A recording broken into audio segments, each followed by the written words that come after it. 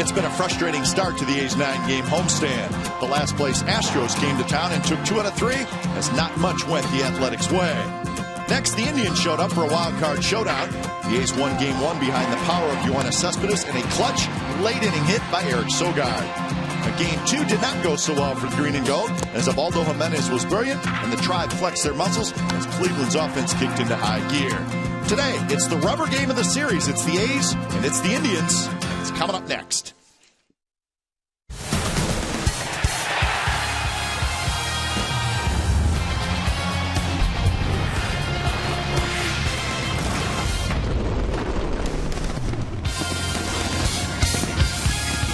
Beautiful Sunday for baseball at the O.K Coliseum. Couple of teams that hopefully you're thinking we're going to the playoffs. Scott Kazmir, Tommy Milone. A couple of left-handers will square off. It's the rubber game of the series. It is also Hyundai Sunday here on Comcast Sportsnet California. Brought to you by your Bay Area Hyundai dealers. A's Indians rubber game coming up on Comcast Sportsnet California. Good afternoon, everybody. Welcome to Oakland A's baseball. Along with Ray Fosse, I'm Glenn Kuiper. Tommy Milone back in the big leagues, back to the mound today, Ray. He went to the minor leagues, made a couple of starts, maybe straighten out a few things, and he's back. Well, it's too bad Bartolo Colon had to go on the disabled list, but I think from Tommy Milone's standpoint, probably a shock to him as well as some other people that he was optioned to AAA. We talked a lot about run support. Tommy Milone has not gotten a lot, especially in his losses, since he's been a major leaguer with the Athletics. But Tommy has a great changeup. He has a sneaky fastball, good breaking ball. Great to see him back in the rotation this afternoon. And by the way, he's won 9 games, so it's not like he's a slouch.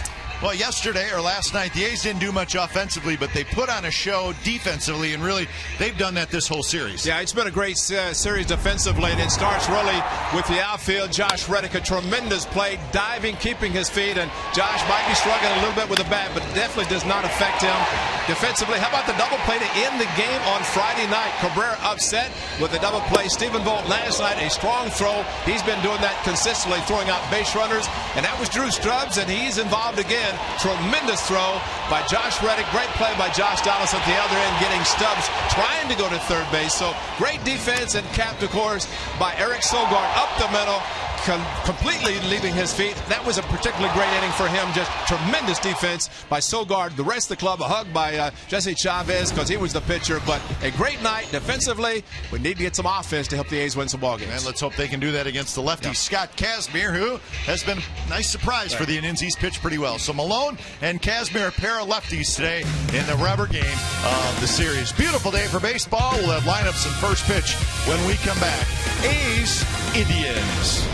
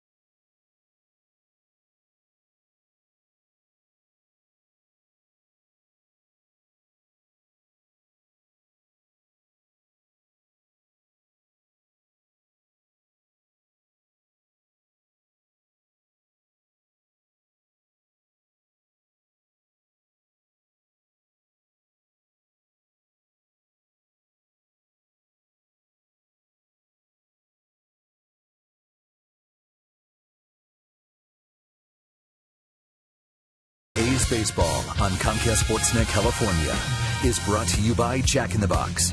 Go big at a participating Jack in the Box with Jack's really big chicken sandwich combos for only $3.99 plus tax.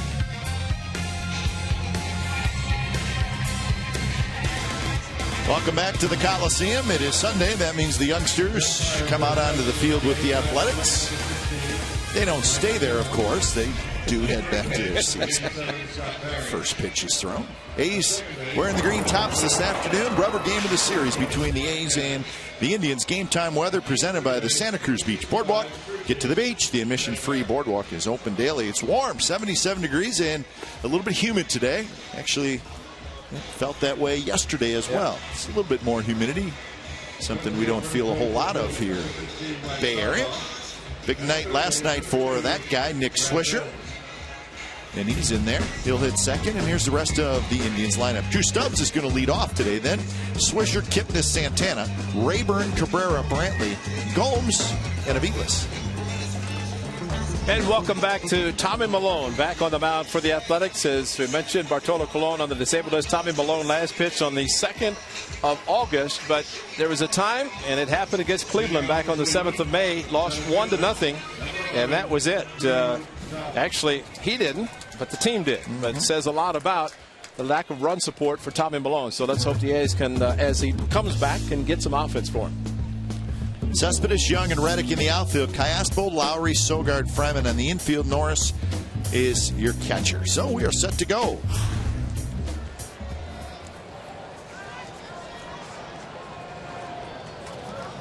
Josh Donaldson. He's DHing today, so he's in the lineup, just not playing defense. Who's he sitting next to on the bench? Stay close to that. So the A's won 3-2 on Friday night. The Indians won last night 7-1.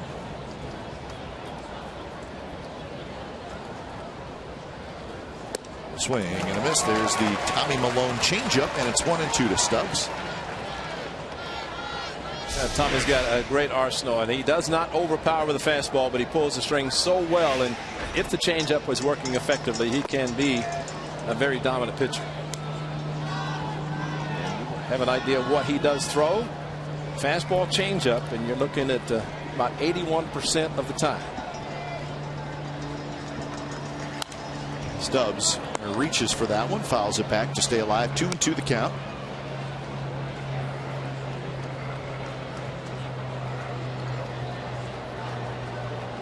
Stubbs has had a good series.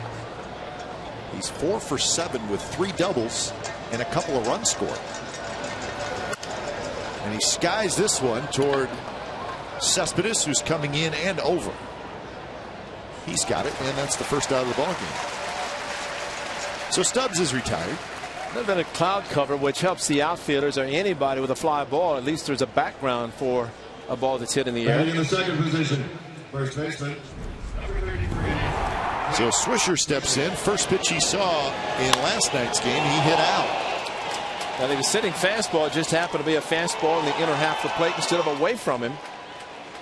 And that was the home run for Swish, 13th on the season against Dan Straley, who, once again, no run support. He gave up 3, but his club could do nothing against Jimenez. First pitch to Swisher is low. 242 overall for Swisher with 13 home runs, 40 RBIs.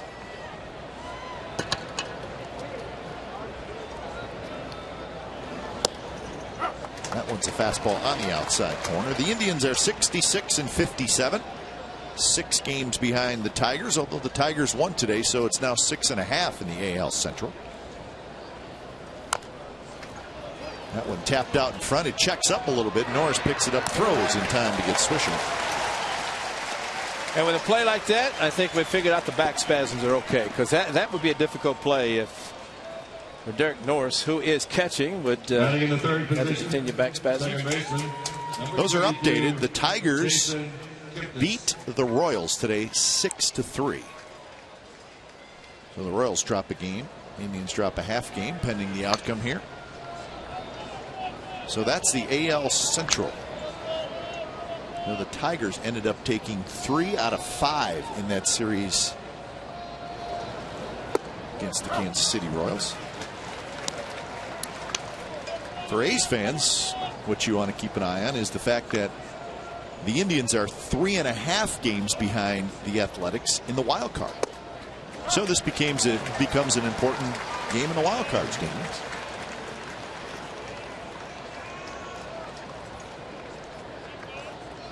Also have to keep a close eye on the Baltimore Orioles. 0-2 pitch to Kipnis. It's inside. The Orioles are 3 behind the A's. The top 2 wild card teams right now, the Rays and the Athletics. And the games back are games behind the second wild card team. And that is a foul tip. Swing and a miss. Kipnis says it hit the ground. Home plate umpire Mike DeMero says, I don't think so. Bottom of the first coming up.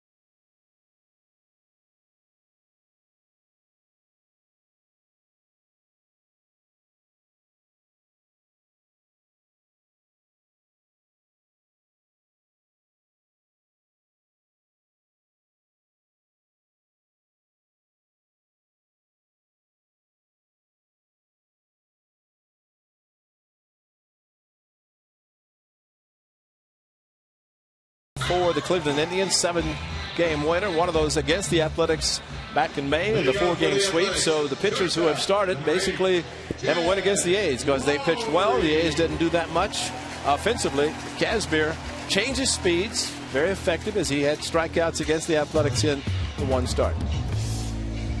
Quick look at the Indians defense. Brantley, Stubbs, Rayburn. That's Ryan Rayburn in the outfield. Aviles, Cabrera, Kipnis, Swisher infield with Yan Gomes getting his second start in this series behind the plate.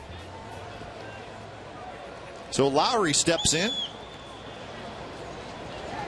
And his first pitch from Scott Kazmir is a bit low.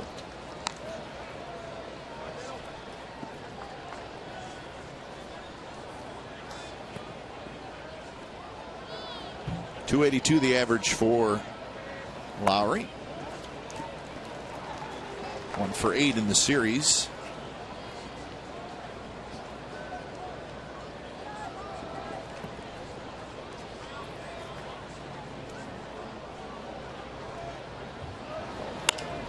And that one's poked into center field, and that's a base hit for Lowry. So leadoff single for the A's here in the bottom of the first. But after falling behind, tried to go inside with a fastball and did not get it in where Gomes wanted it. Jed Lowry watched a good job of pulling the hands in straightaway center to start the game, and got the foot down, but the key pulling the hands in. So you don't get jammed by extending the arms, breaking the bat. Instead, you get the sweet part of the bat to get a solid single. Exmo brought to you by Cache Creek Casino Resort. And here's Norris.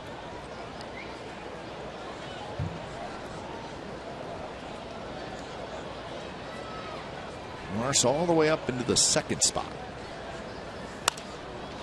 Shoots one foul right side. A's are 69 and 53 on the year. We're, as always, watching the Rangers. Mariners lead the Rangers 1-0 in the 5th inning in Arlington. That's the rubber game of that 3-game series. And it's a day game, which I'm sure it's a little bit toasty there in Arlington, but getaway day.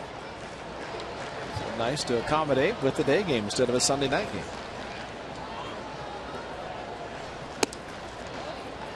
Watched the game that Kazmir pitched against the A's. That Donaldson hit a home run, but it was a game that Cologne pitched. Remember the game that he gave up the home runs? He got knocked around. Just lasted 4 innings, 6 runs that he gave up. Kazmir with 10 strikeouts, good changeup, good slider, and curveball, sneaky fastball. When Kazmir was with the Rays, and that's when he was at his best, but he was one of the better left-handers in the American League for maybe a 3-year stretch. Big strikeout pitcher. Yeah.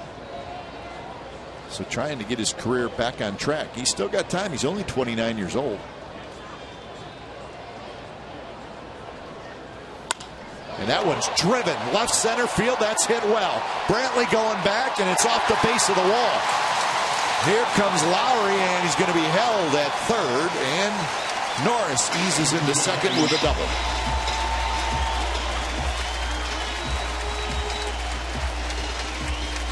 You would think Jed Lowry with the ball in front of him, it looked like it would think it's going to be an easy double and he'd be able to score from first base, considering the way the ball jumped up, and Brantley had to wait for it, but clearly in the gap, but maybe the angle that Lowry had looked like that maybe Brantley was going to get to the ball, because normally he would be scoring, but a great swing on a 2-1 pitch by Derek Norris.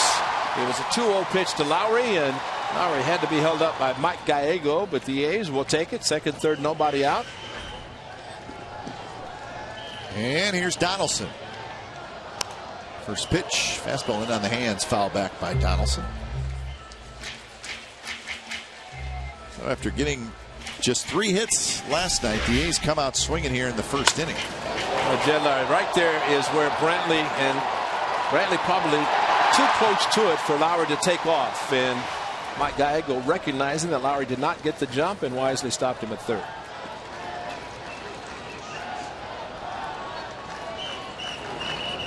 Way high. Donaldson 17 home runs, 65 RBIs. And with the infield back all the way around, even at third base for Aviles, Jed Lowry at third should not have a problem scoring on a ground ball. You just have to realize that if the ball is hit the pitcher, you stop. But any other position on the infield, he can get a lead and go on contact and score easily, preferably the ball to the right side. And that one bounced to the shortstop. It will get a run home and give Donaldson the RBI. And the A's have a 1-0 lead. And that's the reason you play the infield back early in the game, because if not, that's 2 runs. But unfortunately, Norris not able to advance to third. Donaldson, a ball that was handled by the shortstop Cabrera, but at least got him in. That's a plus, considering the A's problems scoring runners from third in less than 2 outs, at least in the past. So RBI number 66 for Donaldson, and here's Cespedes. They still have the runner in scoring position. .232 for Cespedes with 20 homers and 58 RBIs. One of those home runs in this series.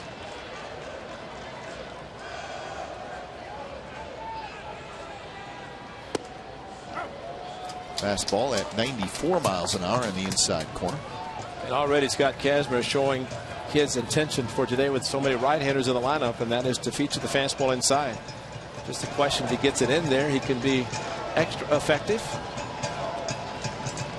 Yeah, to see a pattern develop, right-handers start opening up a little bit. And for Kazmir, he has not missed a start this year, but he is today pitching on 8 days rest, so he got pushed back a couple days. That's it. Fastball, of course, changeup. That'll be 77% of the time. The slider also in effect. Does throw a cutter, which he will throw inside to right-handers. And the 0-2 pitch. That's a swing and miss by Cespedes. So Kazmir strikes out Cespedes for the second out. 94-mile-an-hour fastball got Cespedes, but in Cleveland, 10 strikeouts. Of course, early run support helped him tremendously. As I mentioned, the Indians scored early and often in the game, but counted the fastball in. Again, another fastball in. That one leaked out a little bit, but he had all of his pitches working. And that was the afternoon series finale. And it was definitely a finale for the A's. 4 consecutive losses against the Tribe. So 2 outs for Fryman. 10-5 is his career record against the Athletics.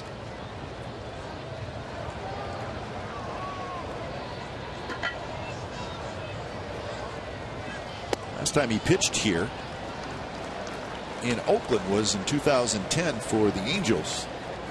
And he just never got it together with the Angels. Nope. They thought they were getting big time left-hander when the Angels traded for him, and that was not the case.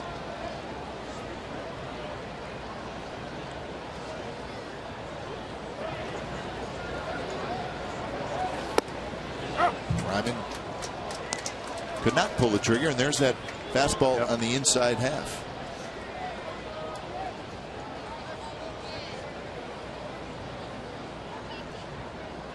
.286 the average for Nate. 3 homers, 22 RBIs. Had the huge game on Wednesday. It looked like a pretty good pitch, just off the plate, according to Mike DeMuro, who is pretty good positioning behind the catcher, which allows him to see both sides of the plate.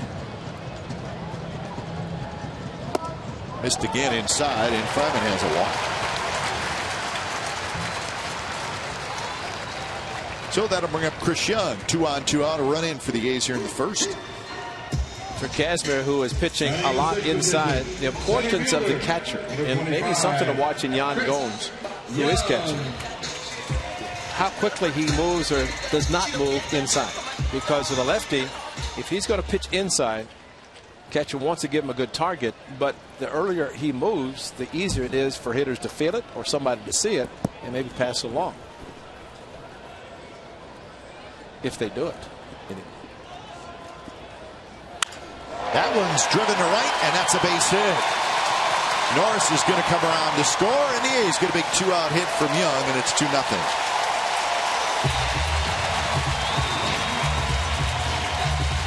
So much for pulling balls down the left field line or expecting somebody to jump up and catch them. So 95-mile-an-hour first pitch fastball, and boy, right, Chris Young, a tremendous shot to right center, stayed back, and that's how quick he is with his bat to be able to handle the mid-90s fastball.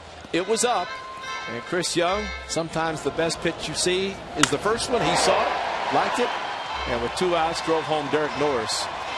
Come on, Big D. Back. So not a lot of hits to right field for Chris Young. But that's no secret. He's always been a pull hitter. Yeah, Tommy Malone lacking run support several starts this year. But so far today, after getting through the first inning, sees his offense scoring 2. So Reddick steps in, hitting .217 with 10 homers, 46 RBIs.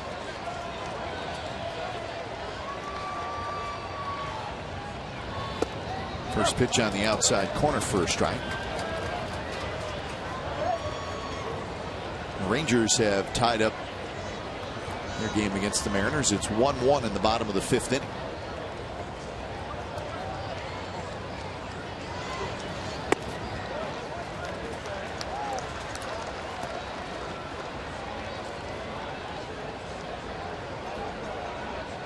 So 3 hits and a walk so far for the A's in 2 runs in the first.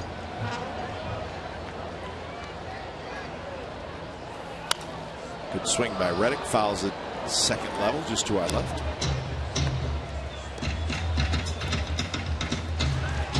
and a happy fan early in the game. Told you she's happy. The deed is done. Got the baseball, A's jerseys, A's caps ready to go. Got a Alan Selig baseball. Nothing better than that. Of baseball. Better known as Bud in the baseball world, but his name is Alan Bud Selig. You just don't want his name like somewhere on your rib cage or your arm, because that means you get hit by a pitch. That's a great point. And sometimes guys get hit so hard that his signature is embedded in your body. No, that's not good.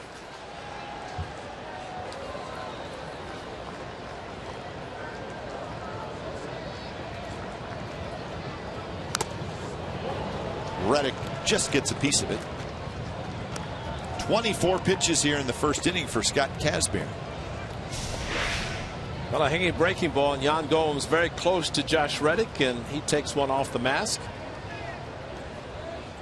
I say close because we've seen Stephen Vogt get hit a few times with the long back swings of hitters. Positioning by the catcher is important, and how close, how far you get back of the hitter, kind of knowing whether he has a big swing or not.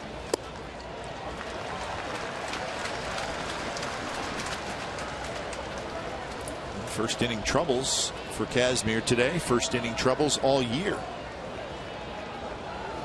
His ERA is 4.18 overall.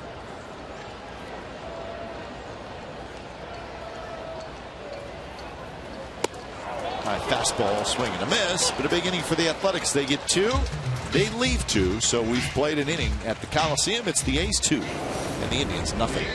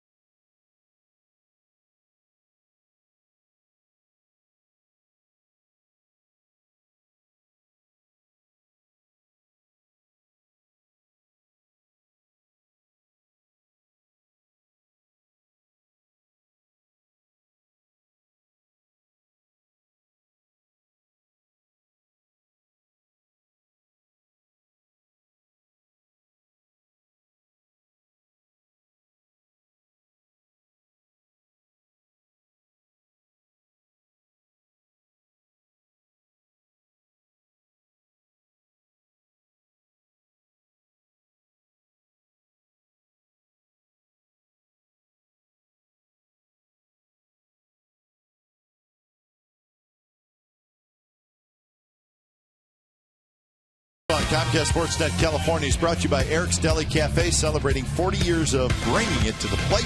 Stop by Eric's and enter to win 40 years of free sandwiches with character. It's the beautiful Fox Theater in downtown Oakland. It's the A's 2 and it's the Indians nothing. Second inning. It's your kind of kid right there, Ray. He's got a catcher's mask on. Probably a little hot today, but he doesn't care. Well, keep a camera on him, see how quickly he removes it. If you don't need it, don't wear it. I mean, just put it down to your side. At least he's made the camera shot. He knows that we know he's a catcher, and enough's enough. It is one. Santana, Rayburn, and Cabrera for the Indians here in the second inning. Malone had a 3-up, 3-down first with the strikeout.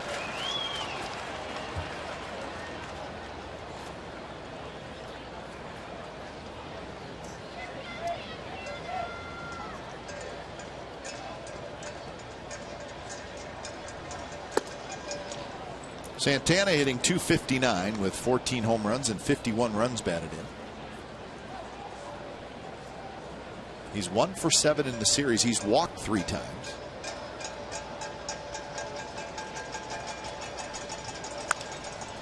And this one's popped up shallow right.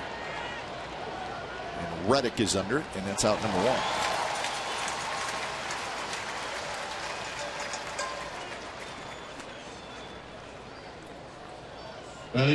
So here's Ryan Rayburn. Right fielder, number 9, Ryan Rayburn.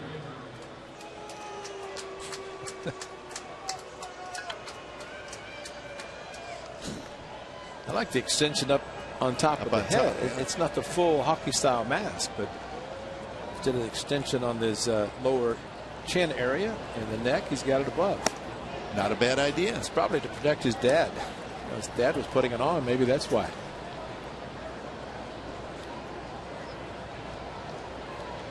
Good season for Ryan Rayburn. 14 homers, 40 RBIs.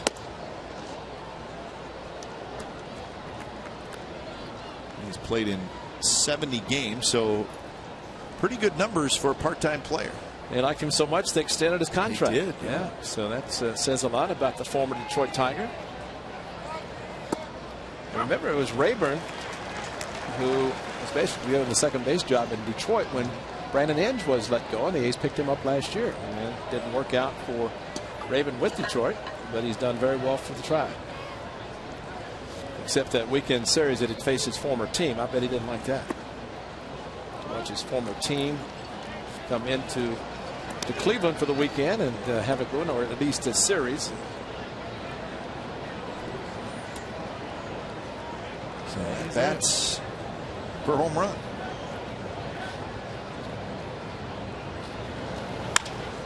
And that one's driven to center. That's hit well. Young going back, spinning around at the wall, and that one is gone. Center field, Ryan Rayburn, a solo shot. It's 2-1.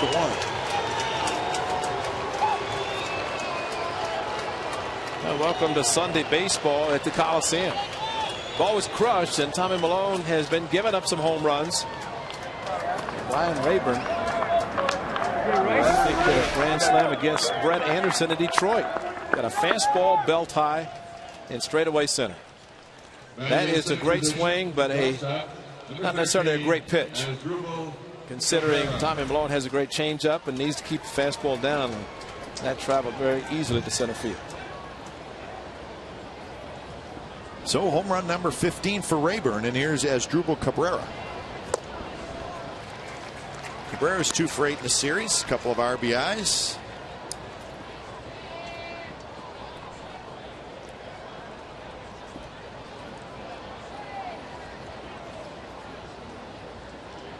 Michael Brantley will be next. And that one's drilled down the left field line, but it's going to be well foul. Well, this is Rayburn, and puts the bat on his shoulder, but as the ball is approaching him, gets it in the hitting position, and maybe that's why it's straightaway center. If he had gotten the bat up and opened up, maybe he'd have pulled it, maybe it'd have been a ground ball, but traveled nicely straightaway center. Found a home with the Tribe.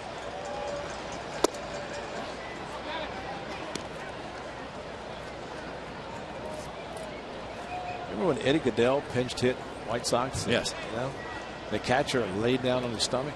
Maybe certain pitchers you want to give that low of a target. Force a pitcher to the Eddie Goodell. Yeah. That's a good changeup. You know, sometimes as a catcher you can't get low enough to try to give the low target, and you want all pitchers in most cases, especially if they're not overpowering. Sean Doolittle can afford to pitch up in the strike zone, and because he can throw mid-90s, but Tommy Malone not blessed with that kind of fastball. See some catchers pound their glove on the ground. Yeah, that's right.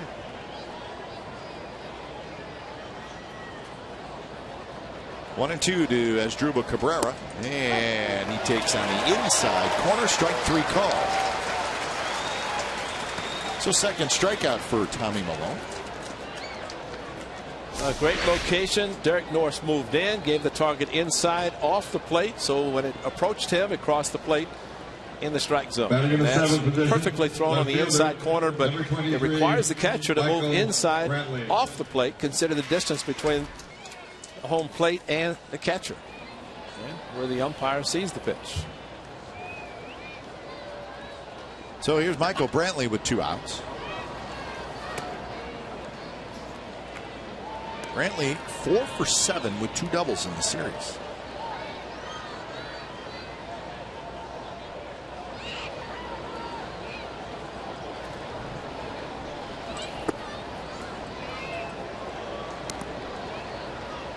Brantley is, the Indians have been patient with Brantley, and he's now becoming the hitter that they had hoped they were getting. He was part of the CC Sabathia trade with the Brewers. He skies this one to right.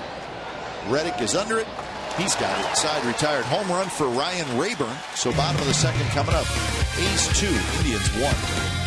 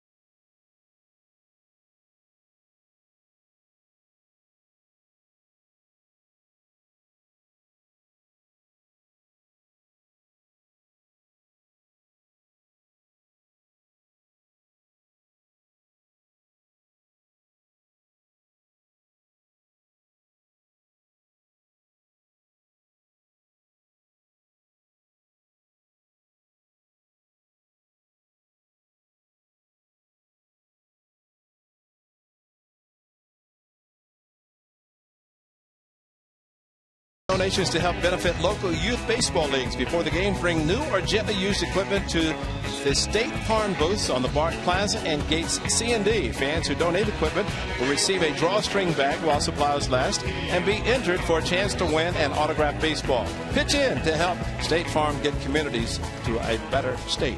And you can also come out on August 31st and just see who's going to be the acquisitions for the postseason roster. That's true. Because that's the deadline. Ready? See what happens, but that is another big date.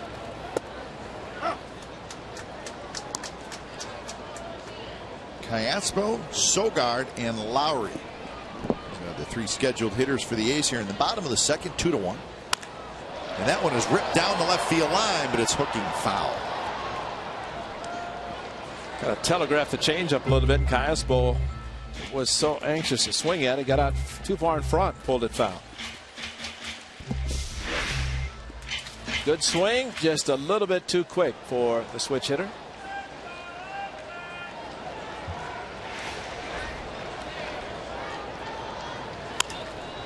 This one's hit to left shallow. Brantley in, and he's got it, and that's out number 1.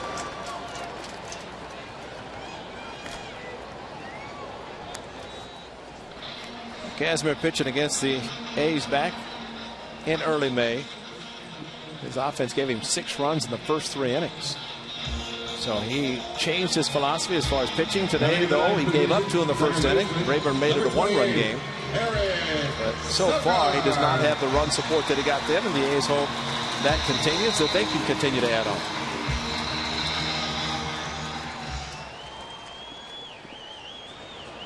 .267 for Sogard with a couple of home runs. And the first pitch is in for a strike.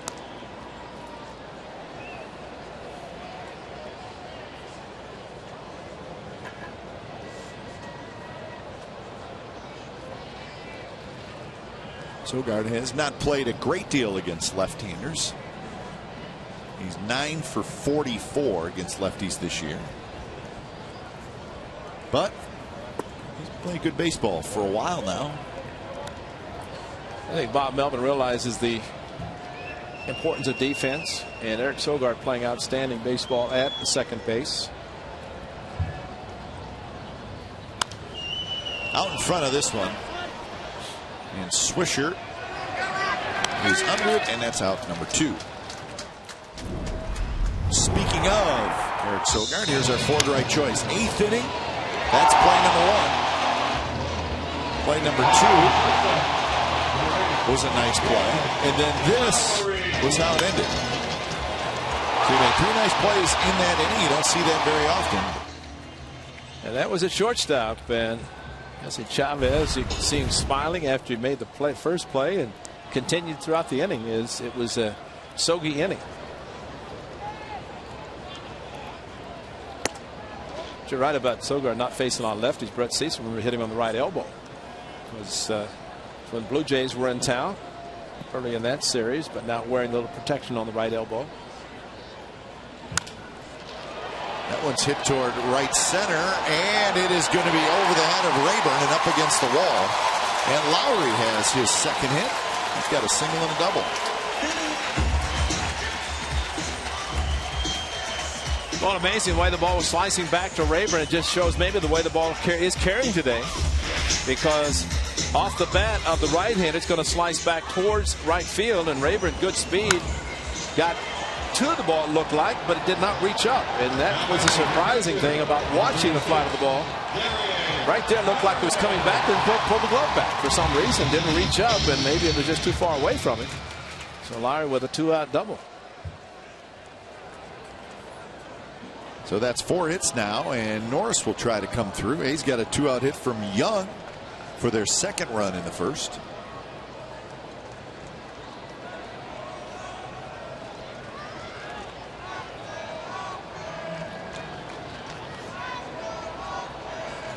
Kazmir's first pitch to Norris is called the ball.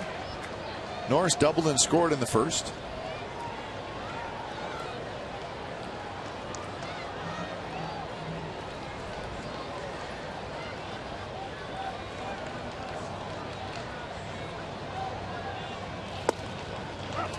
That one, a changeup, 80 miles an hour. Kazmir already had 37 pitches. How many did he throw in the first inning, Ray? 26. 26. And you know that changeup at 80, he throws 95 with the fastball. There's your huge differential between the two, which usually looking at 10 to 12 miles per hour.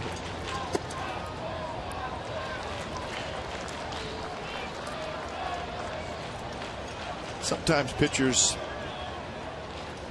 you don't want to do it, but you slow down your delivery a little bit when you throw a changeup. And I would guess a hitter can see that, right? Some can, and I know it's very noticeable to us up here. Quick, and you're 60 feet 6 inches away. You'd think that they can see it, but again, that's why when a good hitter, and I say good, who can say I'm going to sit soft, sit for a changeup, because you want to get loaded, you want to get started, and somebody throws a changeup at 80. And also throws a fastball at 90. It's kind of, there's a changeup, and that's why he was looking fastball and got the changeup.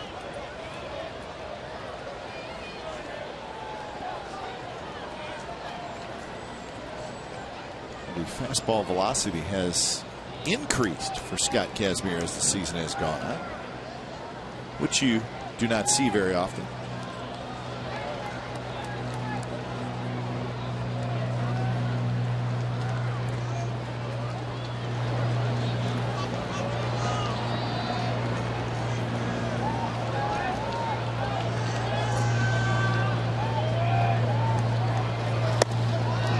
fastball is not close, and it's 3-2.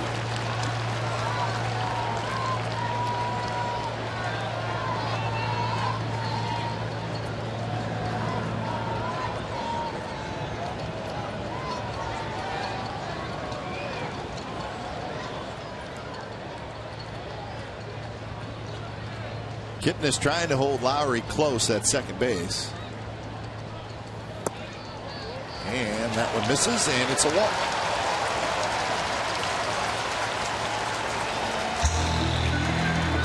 Kazmir a little frustrated out on the mound. Now batting, designated hitter, number 20, Josh Donaldson.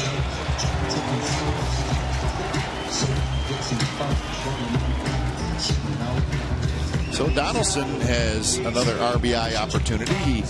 An RBI ground out in the first inning.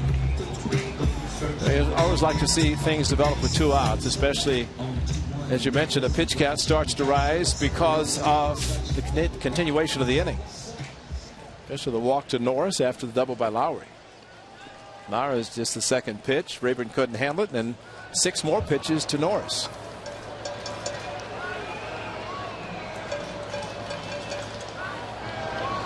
Donaldson takes cutter inside, and the count is 1-0.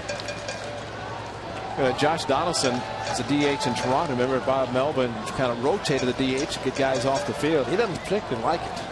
No. And the DHing again today. So it's too much time sitting around. It probably disrupts the concentration of Bob Melvin because Josh Donaldson's around him.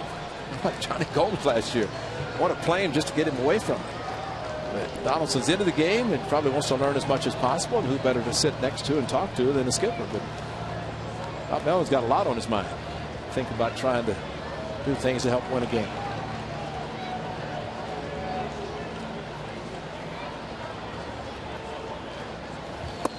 Donaldson a big rip, and the count is 1-1. I don't think Donaldson's approach as a hitter changes when he's DHing. The only difference is he knows he can play third base, and it's a good fastball with a little bit extra on it from the left-hander. Donaldson realized he's so good at third. What he doesn't do offensively, he can more than make up for defensively.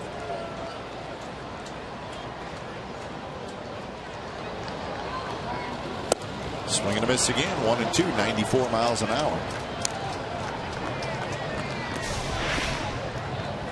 Yeah, good fastballs. He's just not catching up to them.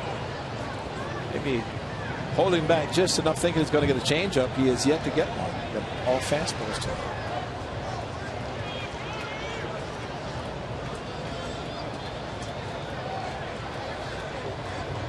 Lowry at second, Norris at first.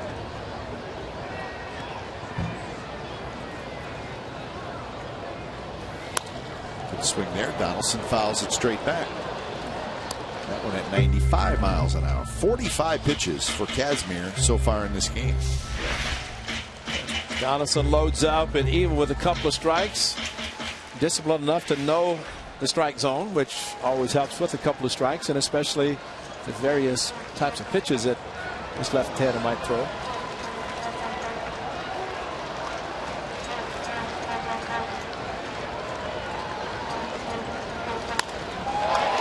With a flare to center field, Stubbs coming in. He plays it on a hop. The throw to the plate is late, and the A's get a run back. Thank you. I have no idea what Drew Stubbs was doing, but the A's will take it. He slowed down, and the ball landed right in front of him. And you know, it was a check swing, or at least a soft swing by Josh Donaldson. But we have seen the outfielder. There's your changeup. He just threw his bat at it. And at that point, outfielders should know that when you see a hitter throw the bat at the ball, he's not going to put a lot behind it. It's not going to be hit that hard. But Stubbs running in, and you're right. He slowed down. He wanted to get one hop to look like to try to make a play at the plate.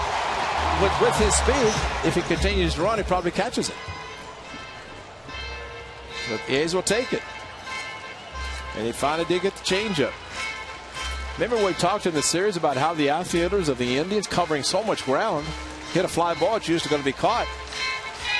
But that's when Stubbs was playing right field and Jason Bourne was in center.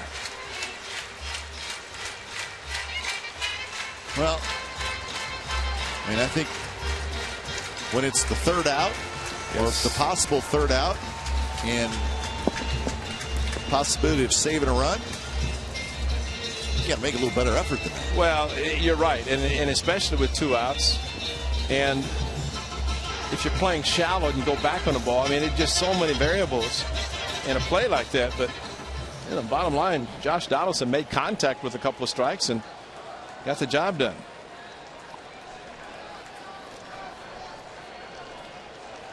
So here's Cespedes. So the A's now lead 3-1. A couple of RBIs today for Donaldson.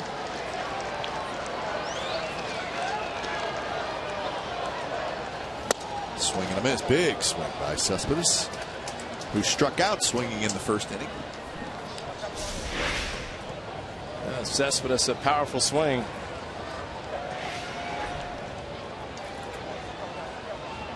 By the way, it's Michael Bourne, not Jason. I think I'm Bourne Identity. That's all right. That's good. It's a good series, good movie series.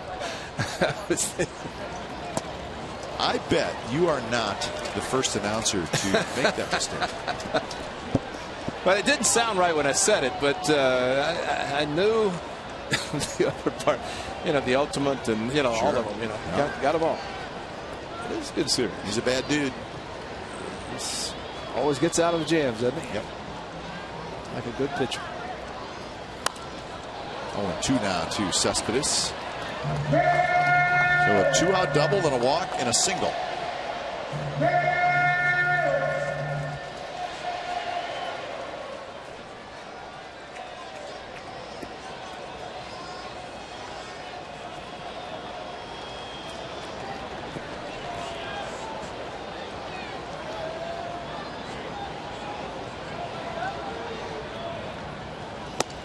Another big swing and a miss, and Cespedes strikes out for the second time, but the A's get a run, and we're headed to the third. It's the Athletics 3 and the Indians 1.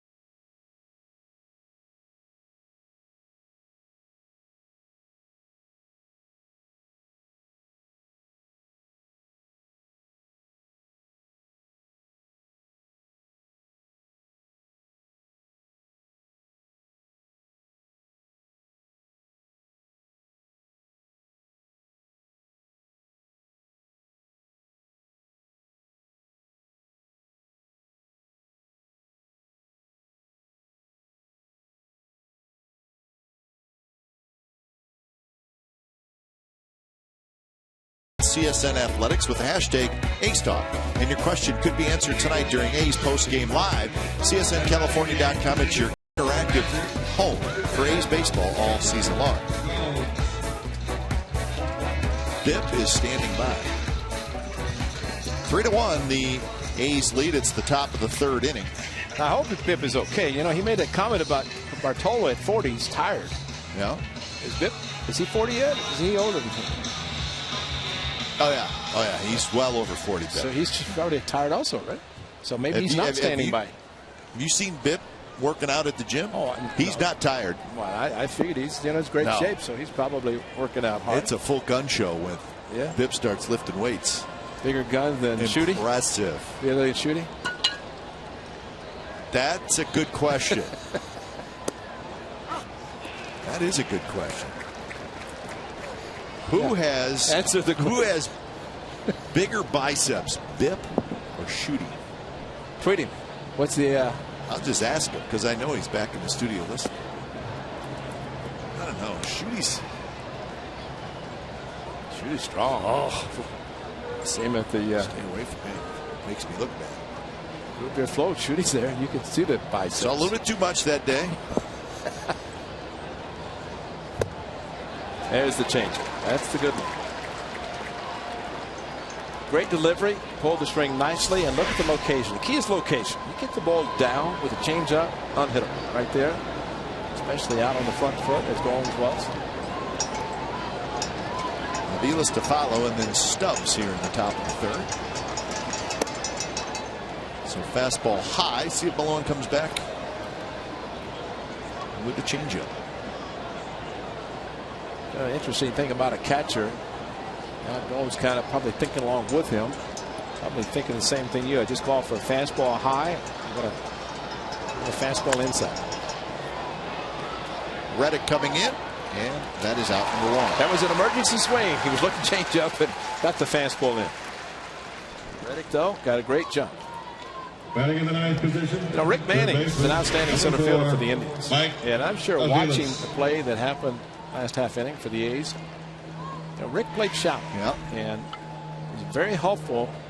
I remember telling, there's Archie, Rick Manning. I remember telling Rick whenever a runner took off from first to steal second, I said, if you break in, you're going to save me a lot of errors because I'm going to hurry. And if I make a bad throw, you can be there and the runner's not going to advance. And he was one of the best. I think about that every time I see Rick, that he was one of the best, because really when a runner takes off from first and you see the ball pass the catcher, come charging in, right? Charge, yeah. If you're charging in, the runner can never see exactly where you are as a center fielder. He sees you coming in, and the aggressiveness, taking the extra base, is not going to happen. But so many times you see the center fielder stand, and he moves once the ball is headed in his direction.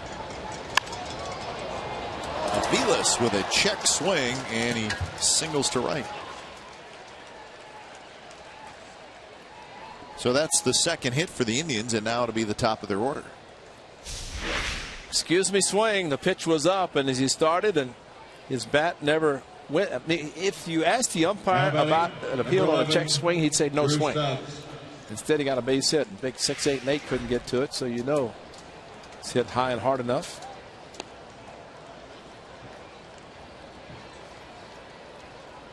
So here is Stubbs.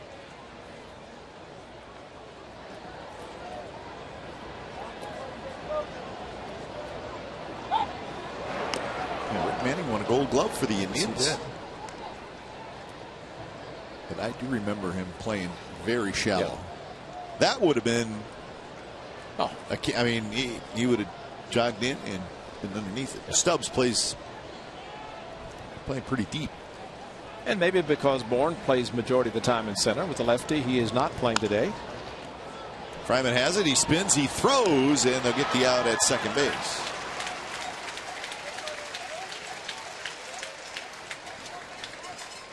So Stubbs is aboard on a fielder's choice.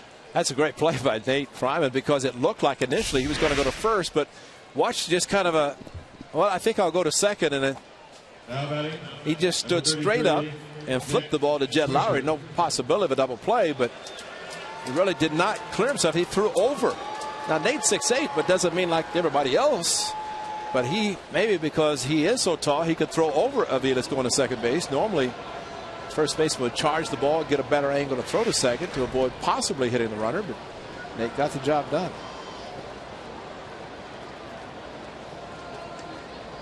So here's Swisher. Swisher takes a first pitch strike on the outside corner. The Mariners and the Rangers are tied 2-2 going to the top of the seventh inning. Darvish and Erasmo Ramirez, the pitching matchup there. Darvish still in the game.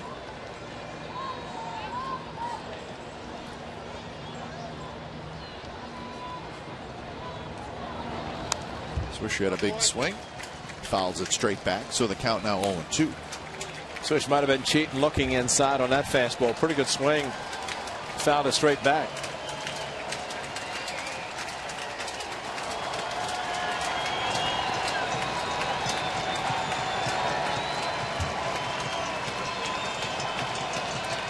Swisher rolled one out in front of the mound.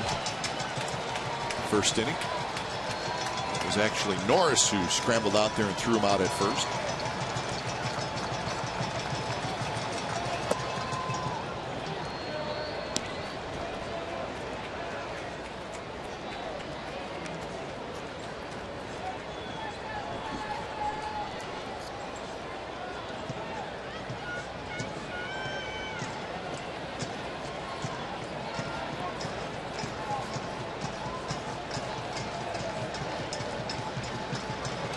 Stubbs with a good lead. Forced back to first by Malone.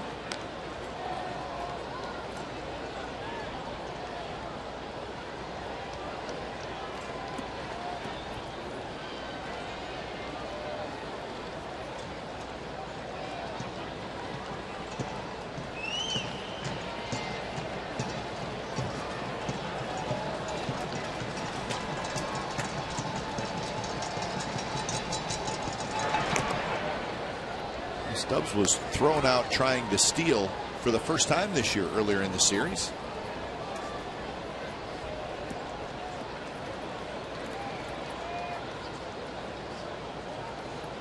Thrown out by that guy, Stephen Vogt.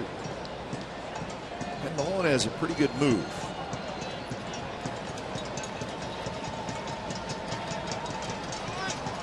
He runs and he got a pretty good jump to throw to second base, not nearly in time.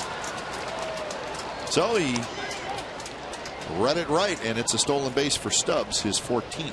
Derek Norris throwing from his knees with no chance, and he went on first move, and he guessed correctly. That's the key. And Derek Norris just decided, I have no chance if I stand up with the footwork, so try to throw from my knees.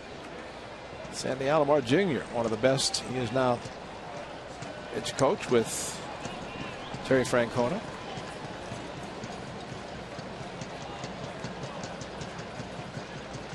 The 2 pitch to Swisher is launched high and foul left field side.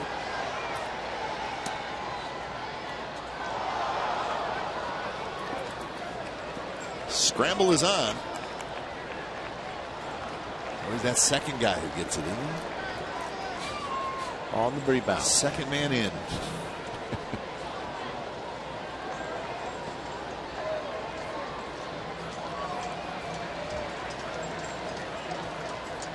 Another 2-2 to Swisher.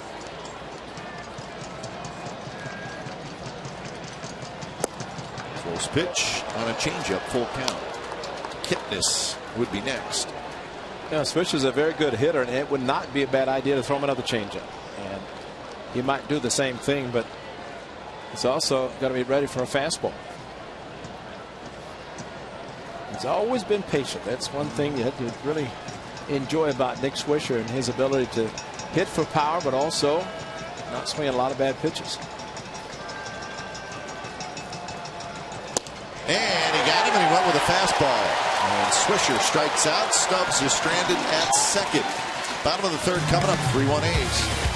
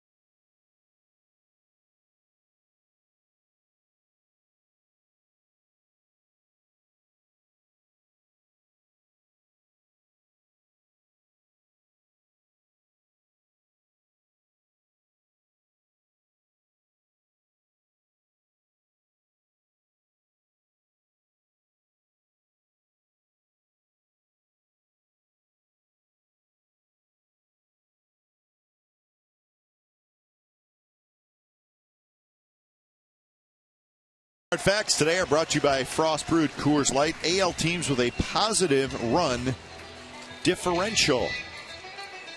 Generally, the sign of a good team. If you got a high run differential, Tigers plus 152. Wow. A's plus 65.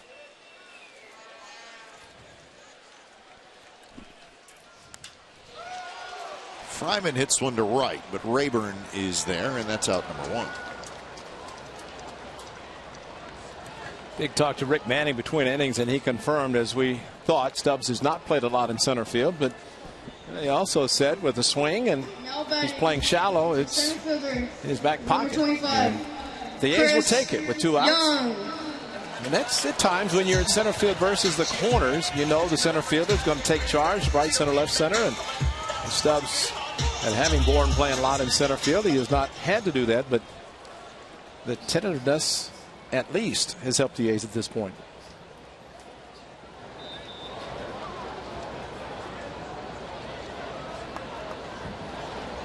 So Young steps in. He had a 2-out RBI single in the first inning, picking up his 33rd RBI.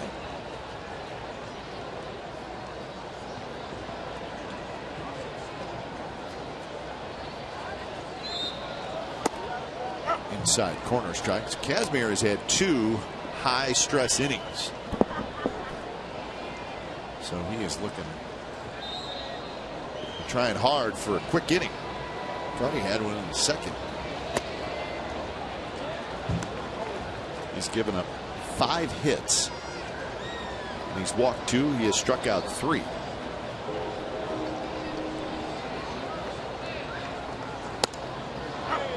Changeup at 79, and it just catches the outside corner.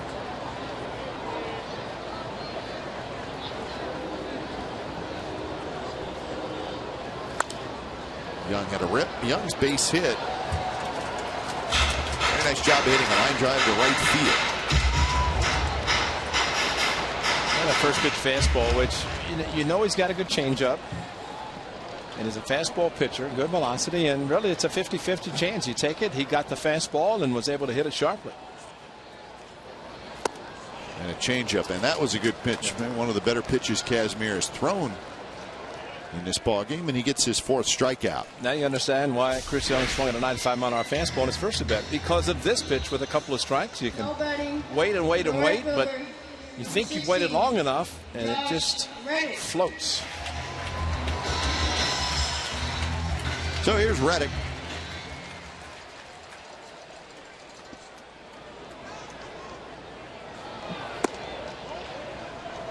Reddick struck out swinging to end the first inning. So he's 2 for 8 in the series.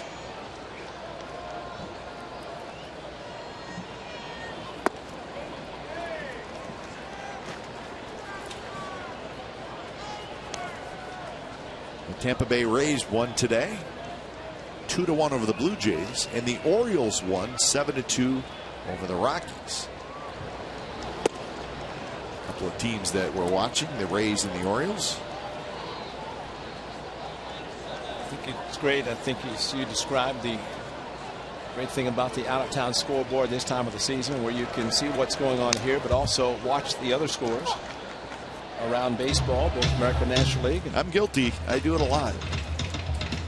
It's part of baseball, I think. Have you ever heard anybody say at an NBA game that they're scoreboard watching? You ever heard it at an NFL game? No. Hockey game? No. That's right. In baseball, you scoreboard watch. And players and coaches and managers say that they don't. I think they do a little bit. Absolutely.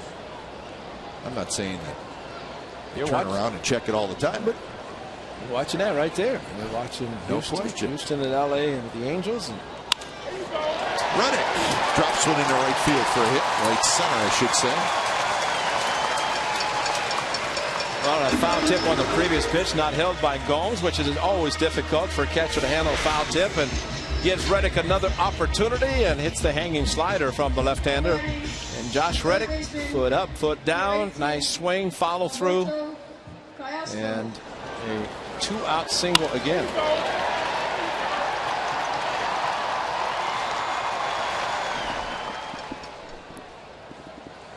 Here's Cayaspo. Remember Alan Ledford? Yes. And of course still lives in the area and worked for the River Cats. His son operates the out-of-town scoreboard. Well, he does a good job. I met him the other day and said it gets a little hot on day games, so I'm sure he's feeling it today. But it's a very important job because you keep up with all the happenings around baseball. It's his job to make sure we're all aware of what's going on. So we thank him for that.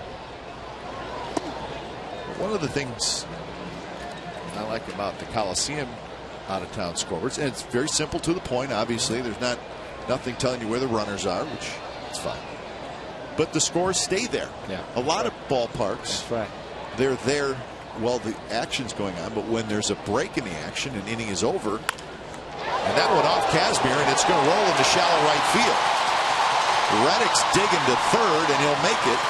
Wow. Kazmir He got walking around, but walking around gingerly. Now they could try to be a hero and want to stay in, but once it hit him, kind of knocked him off. He was going to go over to back up, but it hit him solidly someplace.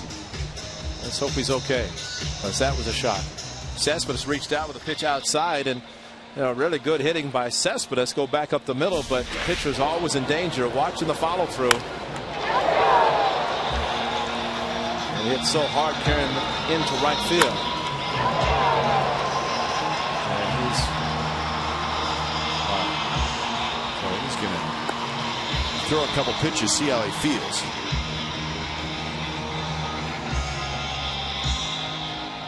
Tough to tell where he made contact.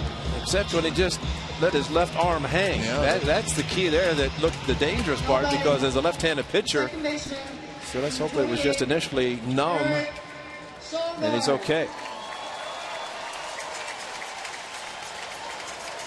So first and third, 2 outs, and again the A's looking for a 2-out hit as Sogard steps in.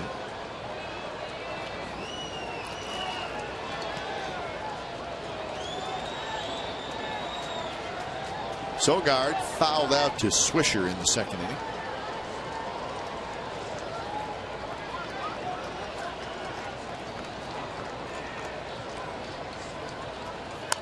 What I was saying, Ray, about the out-of-town scoreboards is a lot of the ballparks have beautiful electronic out-of-town scoreboards, but when the inning is over, those scoreboards become advertising panels and the scores go away. That's a great point. Yeah. I mean, this is just it's a personal thing, but sometimes you like to jot down a note or two. Or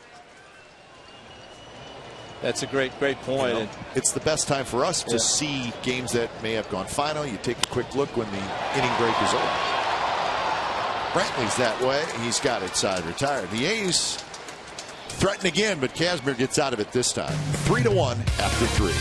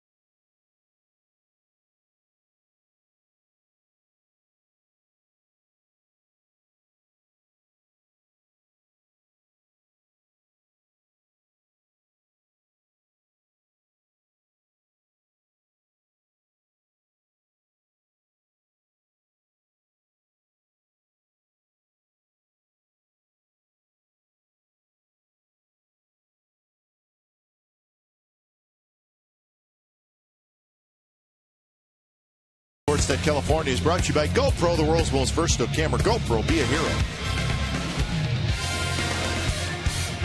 Lake Merritt had a beautiful Sunday, warm in the Bay Area. It's the middle series of a 9-game homestand for the A's. The Mariners will be in town tomorrow. These Indians go to Anaheim for a 3-game series Monday, Tuesday, Wednesday. So Indians on a West Coast trip. A's will host the Mariners, and then they will head off on an East Coast trip. Kipnis to lead it off, and Kipnis takes high. So this is obviously the final matchup between these two teams this year in the regular season. They certainly could meet in the postseason. That's not out of the question. Kipnis shoots one to left field, and that's a leadoff single. Here's our trivia question for today, brought to you by AT&T. Since 1980, Scott Kazmir is one of 5 lefties to lead the American League in strikeouts for a season. Who are the other 4? Since 1980, Number 41, 4 other left-handers to lead the American League in strikeouts. Randy If you Johnson. think you know the answer, tweet us at CSN Athletics. I think it's important to get the toughest one first, and Ray just got Randy Johnson. All right. Since 1980, 239 strikeouts in 2007. You get anywhere close to 200, you're doing a pretty good job. You start getting up to 220, 230. Then you're nasty.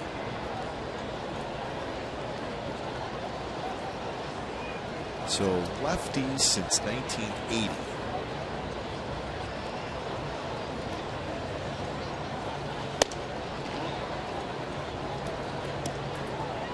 It's after. Was that all baseball, just the American League only? So okay. Vida was off to the National League by that time, thinking from an A's standpoint. I don't think Barry Zito ever led the league in strikeouts. What about Frankie Viola? Yeah. I don't know if he's a big strikeout pitcher. What about CC Sabathia? That's a good call.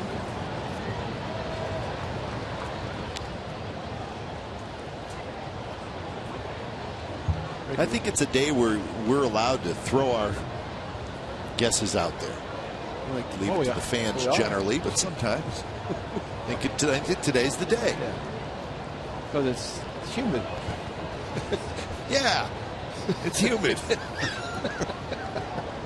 I mean, like cool Friday evening, we wouldn't be doing this.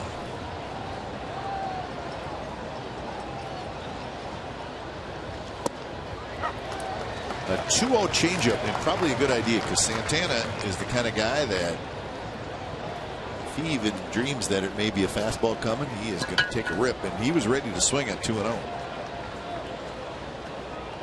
And he would probably think I was smart by not swinging because I might have hit a ground ball for a double play. But Tommy Malone's confidence and Derek Norris' confidence to call it for him to throw it, and it was a good pitch. There's that big swing, and now it's 2-2.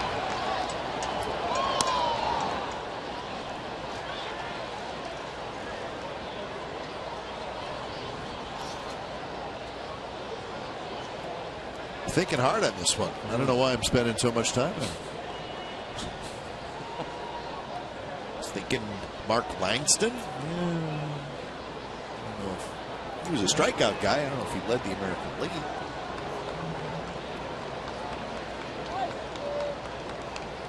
Two pitch is line to left, and that's a hit. So action for the Indians here in the 4th.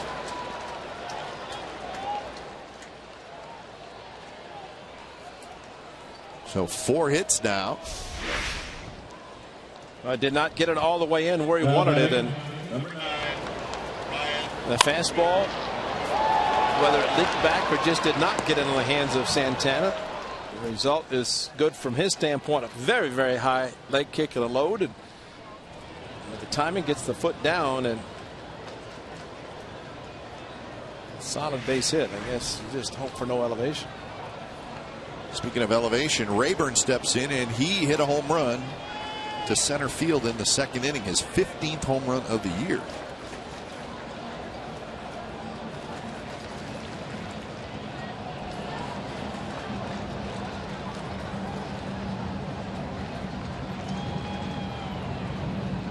First pitch is a strike. Fastball down the middle. Really not a bad idea to challenge a hitter. You got a 2-0 lead. You challenge him. The hitter won.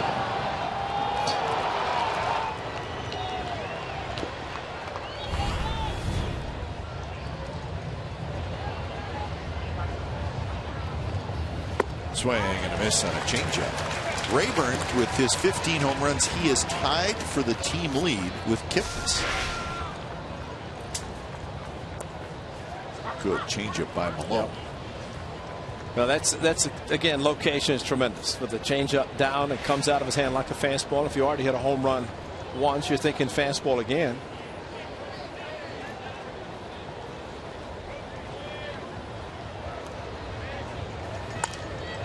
And he gets jammed, pops this one up. Infield fly rule is called, and that's out number one. See, the difference of that fastball to Rayburn and the one that Santana got, the difference is the pop-up versus a solid base hit to left field. Now batting, number 13. Rayburn realized it was Asdrubal at least, if not a strike, Cabrera. close to it. He couldn't afford to take it, but tried to pull the hands in, but he could not. And just a great location. 0-2. They have at least the little bit of flexibility where you want to throw it. You don't have to make it a good pitch. And they threw it in off the plate enough. So one big out, and here's the switch hitter Asdrubal Cabrera, who struck out looking in the second inning. Kipnis and Santana are the base runners.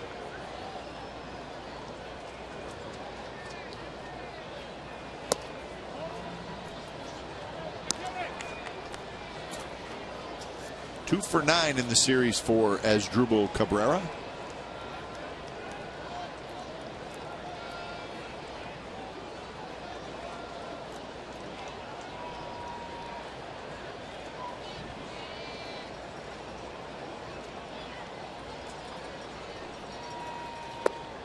Holds up. Ball drops low, and it's 2-0.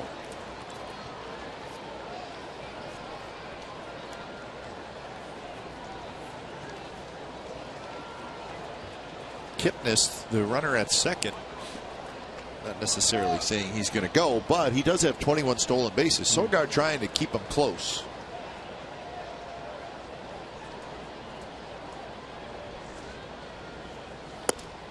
And there's a strike. Cabrera thought it was outside. Now for Tommy Malone, that fastball at 86 is similar to the one he threw to Swisher to strike him out. But location's a key. It's critical. And Derek Norris has to eliminate the middle part of the plate, and by doing so went to the outside corner, got the call from Mike DeMuro. But it's hard for him to challenge hitters with an 86-87 fastball. He's got that equalizer. You can throw that a lot to change it. So the count even now at 2-2. Fastball outside, changeup, pulled the string nicely, and similar pitch that Cabrera took for ball 2, but thought he was going to get the fastball and did not.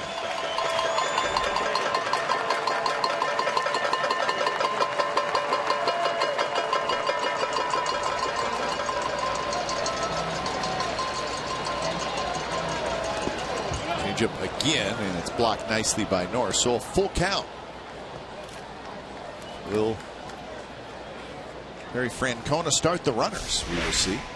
A nice block by Derek Norris. It does keep the double play possibility in order, and he blocked it. Ball came up, hit the chest protector softly enough to stay close to the hitter. Rid of the mask. Good job blocking it. Runners move, and it is a ground ball. It might be difficult to turn to anyway, depending how hard it's hit, but at least Norris keeps it that way.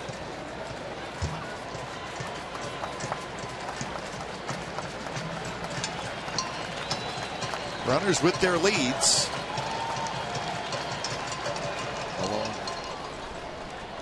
just making sure, maybe see if the runner gives something away.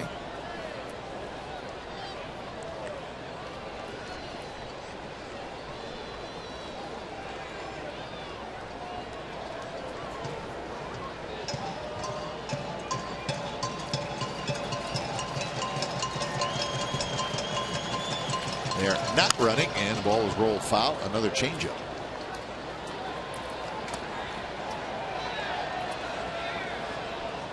When the base runners don't move, we talked about what I think managers are thinking. Terry Francona realizes he has a runner in scoring position. If he has both runners run, Tommy Milone today, and seems to be a fly ball pitcher, so the chances of getting a ground ball.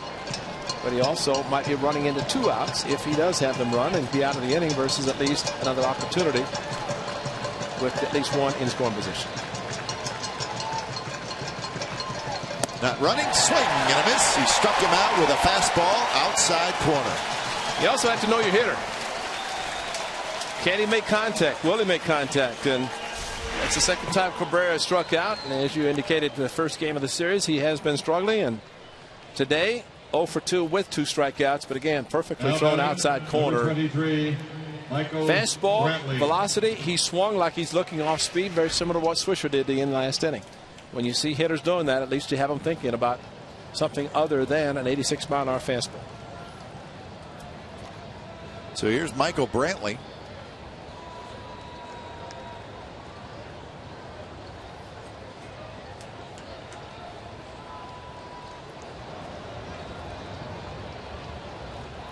Brantley hit a fly ball to right field to end the second inning.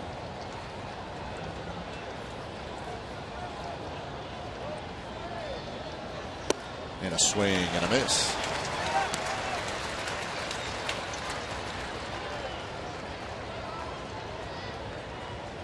Runners in scoring position at .363 average for Brantley.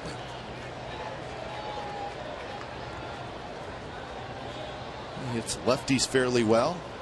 .262.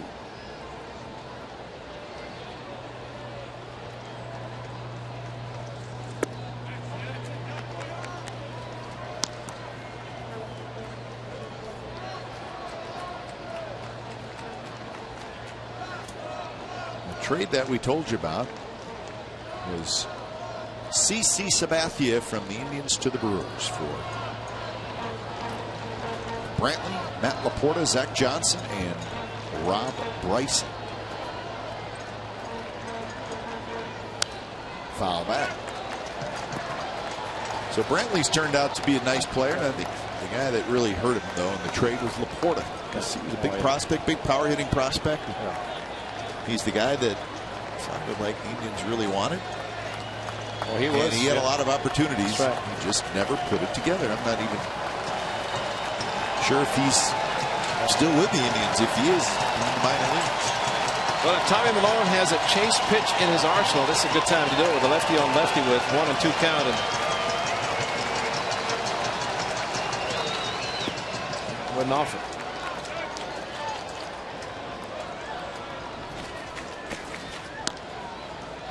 A good block by Derek Norris. And again, these blocks are so important. 2 runners on, first and second. Ball gets away, then runners are able to both be in scoring position and no force possibility. Derek back spasms a week ago and back in the lineup and doing a good job blocking balls.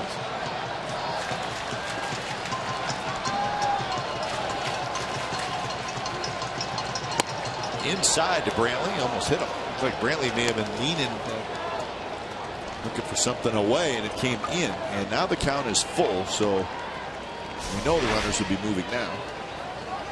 You're right. He was thinking outside, and with that, he could be thinking the same thing 3 and 2, that maybe that was a purpose pitch. You could back it up with another fastball in. A fastball away, slider away. Talk about it.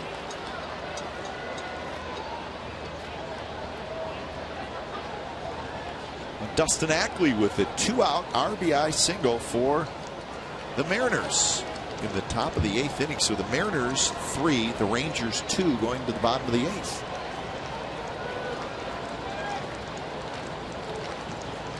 A big pitch for Tommy Malone. Yan Gomes, the right hand in the on deck circle, and Bradley just trying to make contact. And that one is inside, and he walked it. So the bases are loaded for Gomes.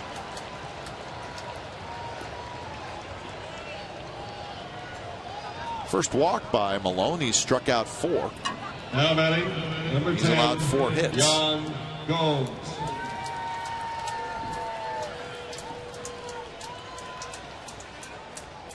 So here's Gomes.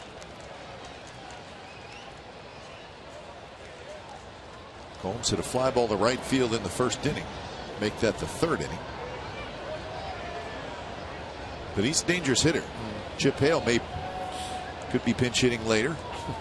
Chip would give you a good at bat. Pop foul back. Chip would just fight you, man. He'd be fouling pitches off, sticking his elbow out, trying to get hit any way to get on. That's the Chip we know. That's right. Got to have guys like Chip. That's right. He is. Yard rat, as they say. He's the yard a lot, spending a lot of time getting prepared for a game and trying to figure out right now. Now is Tommy Malone going to get out Yan Gomes with the bases loaded and a 3-1 lead. Kipnis, Santana, Brantley are your runners. Fastball inside, and the count is 1-1.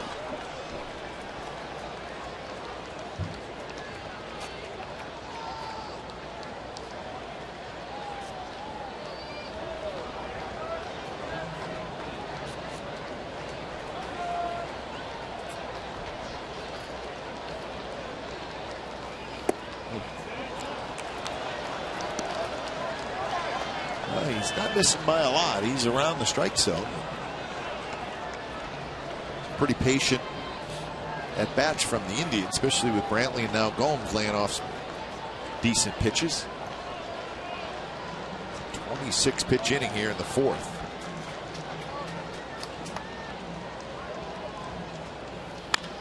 And that one is lined, but it is just foul.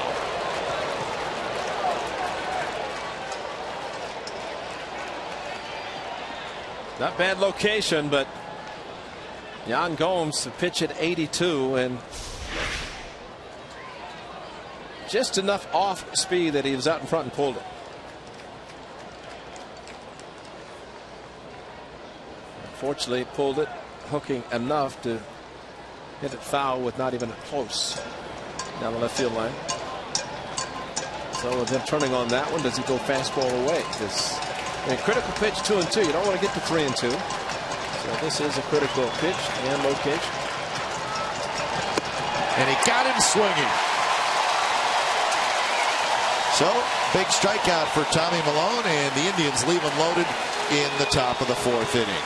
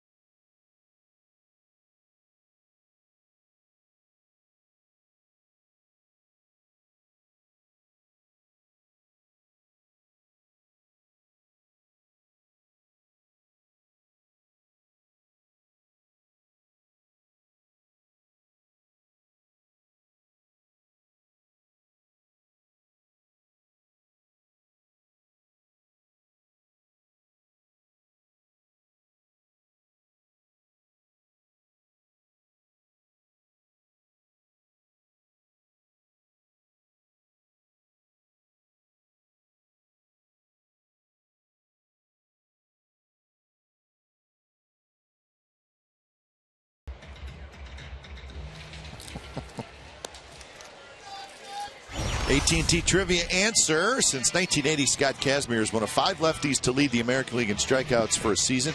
Who are the other 4? Floyd Bannister, Mark Langston, Randy Johnson, and we forgot about Johan Santana. So we each got one. Would not have got Floyd Bannister. A little more time, we would have come up with Johan Santana. You know the guy I was thinking about, your brother would know, Frank Tanana. Yeah, I thought Frank about Tanana it too, in '77, when Eck pitched the no-hitter, he was the hard-throwing Tanana. Then he became more finesse lefty with the Tigers and pitched very well, but he was still, in 1980, probably still throwing pretty hard. Yeah, but one of the best I've ever seen that could throw mid-90s, strike out everybody with a fastball, and they became a finesse pitcher. And probably won more games that way with the Tigers than he did as a hard thrower. Still lives in Detroit. We'll probably see him when he's go back to Comerica Park next road trip. Lowry toward right field. Rayburn went back. Now he's got to hustle in. He's got it, and that's out number 1. So Lowry is retired for the first time. He had a single and a double. Scored a couple of runs today.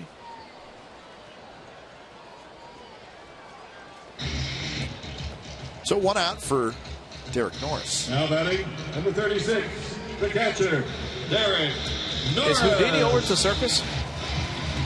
Well, he was there on Friday night, and then he came over here and helped the A's. And he's back today. He's back over today, here. yeah. Maybe he's in between performances over at the arena. He was not here yesterday to help the A's, but he is back. He helped Ubaldo yesterday. Of course, Ubaldo didn't have any trouble yesterday. Last night. Hey, anytime Harry Houdini wants to come over and right. help the A's, that's fine. Absolutely. My family went to the circus on Friday night, and they said it was an unbelievable show. I mean, they could, yeah. Ringling Brothers, that's going to be the real deal there. Sure.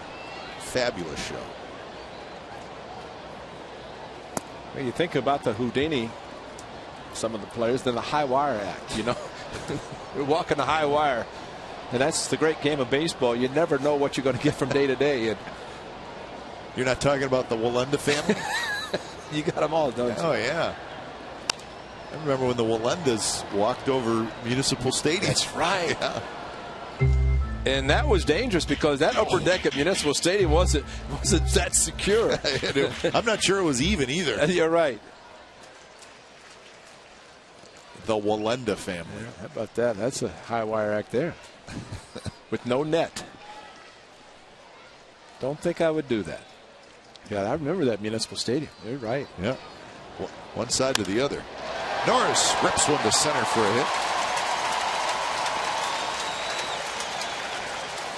Chevron STEM Zone will be at the O.Co Coliseum on Saturday, August the 31st. Chevron created the STEM Zone to help kids interested in science, technology, engineering, and mathematics outside the classroom. The hands-on baseball-related learning exhibit will be located behind Section 217 outside of the Bar and Grill during the August 31st game against Tampa Bay. Should be a great crowd. It's a great little thing to attend as well to watch the A's baseball and that. For tickets, you can visit oaklandathletics.com/tickets.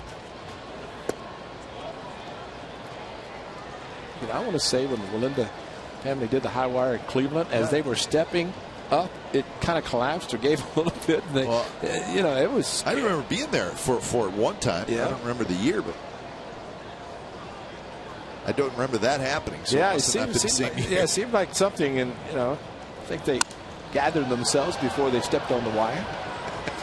Hope they did. I hope so. Yeah, not something that I would do for sure.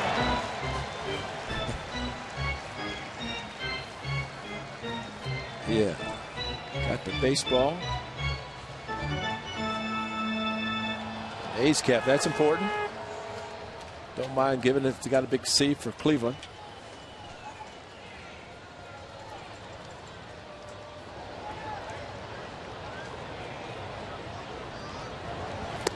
Donaldson out in front, and it's 1-2. Donaldson has an RBI ground out and an RBI single, so he's picked up RBIs 66 and 67 today.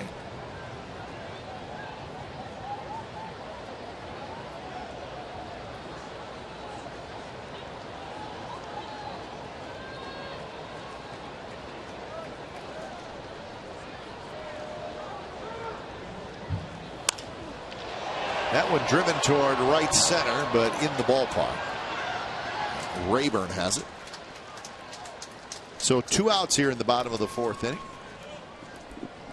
Mariners lead didn't last long, Ray. Elvis Andrus with an RBI double in the bottom of the 8th inning. And the Rangers have tied it, and now they're got a pretty good chance to take the lead. Well, I still say next to Fenway Park, the 27 hardest outs for a visiting team would be the ballpark in Arlington.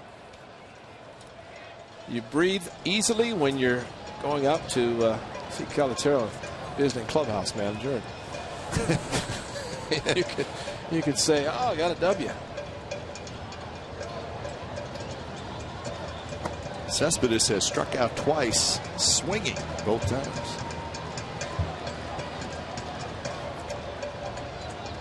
Cespedes now 2 for 9 in the series. He does have a home run.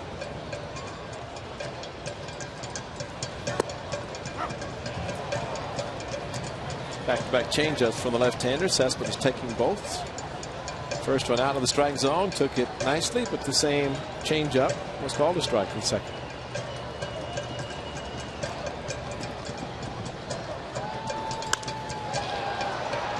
Rayburn in right.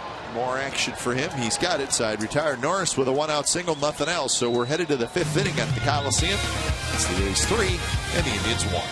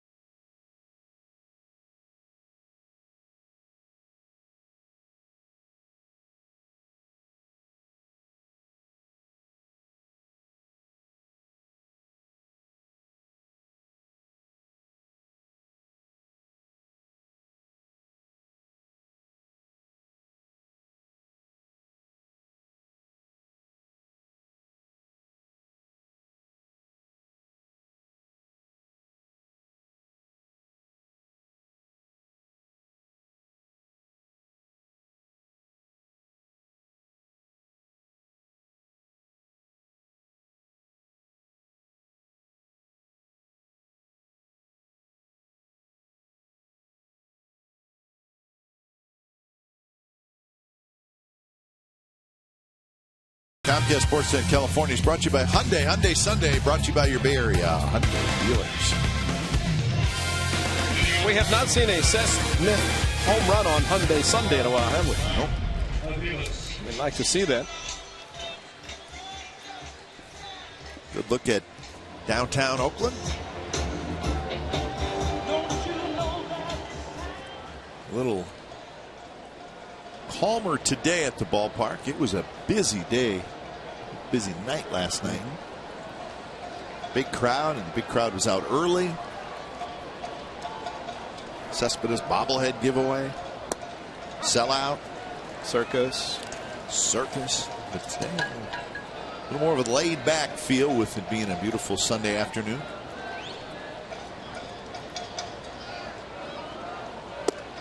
Aviles to lead it off. Aviles, Stubbs, Swisher here in the top of the 5th inning. Tommy Malone made some big pitches in the 4th when the Indians left the bases loaded.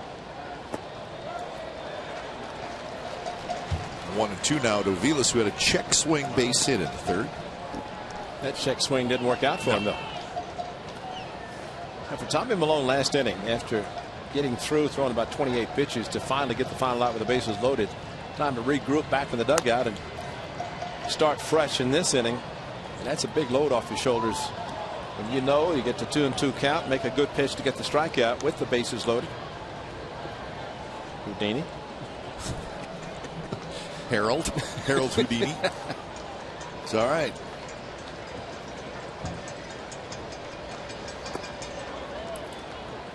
Keep in mind too, Doolittle did not pitch yesterday. Cook did not pitch yesterday. Balfour did not pitch yesterday.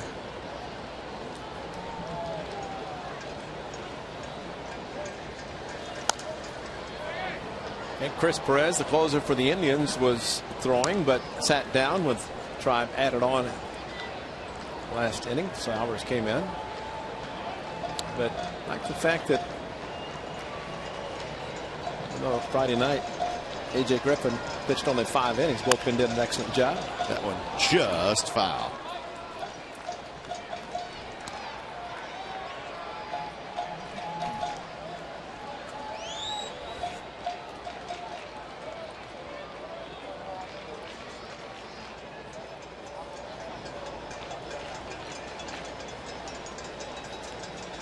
Another 2-2. This one's popped up. And it's going to be right behind the Indians' dugout.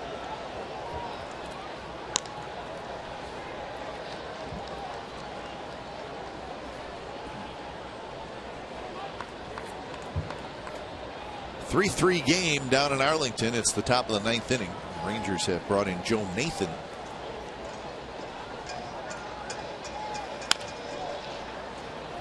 Lowry has it. Throws on the run in time, and that's out number 1.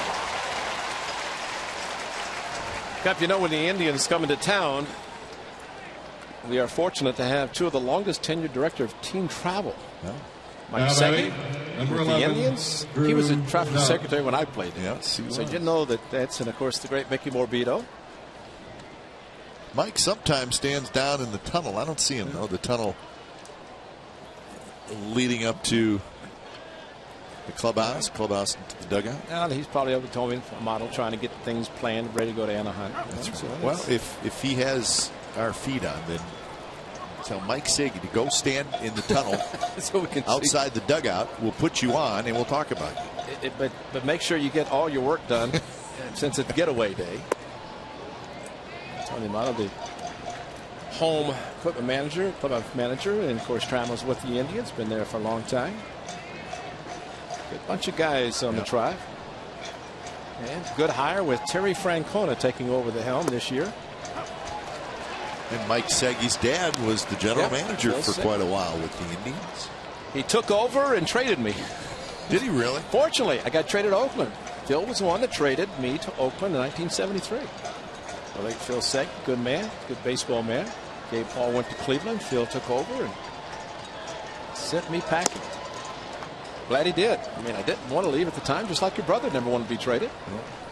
But 73 and 74 worked out beautifully, and I'm fortunate to sit here next to my partner and still talking A's baseball. Well, the fact that you just put me in the same sentence as 1973 and 1974, that makes me feel pretty good. Sure, that's great. That's absolutely. I mean, just the opportunity to come west and Bay Area and still stay and talk baseball. That one grounded. Callaspo throws and he throws it away. Fryman could not dig it out. Stubbs will get to second. He'll stop there. So Callaspo had to reach down on the backhand, and it was a pretty long throw, and Stubbs is fast. But Callaspo's position has been third base the most of the season with the Angels before he's acquired by the Athletics, but you'd have to say took the extra couple of steps and maybe trying to get the grip right there that he took the grip, and the baseball and Big Nate at 6'8" just couldn't reach it and make the play. And that's too bad. Should have been the second out. Tommy Malone back to the stretch again. So it's an E5. And here's Swisher.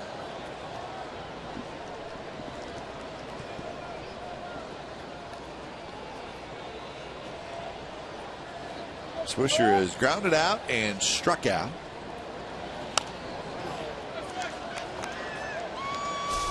I think what Caespo does right here, he made sure initially maybe not the good grip, so he spun the ball to get the four-seam grip, and then maybe because of the speed of Stubbs, hurried his throw just enough that he pulled it, and Fryman got to try to stretch.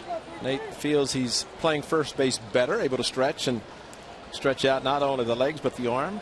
But that one, short hop was not able to handle.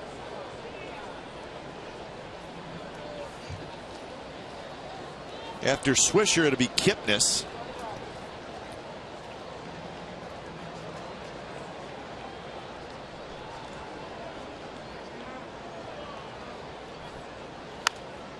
Kind of a half swing, rolled slowly toward the second baseman Sogard, and that's out number 2. Swisher, a runner in scoring position.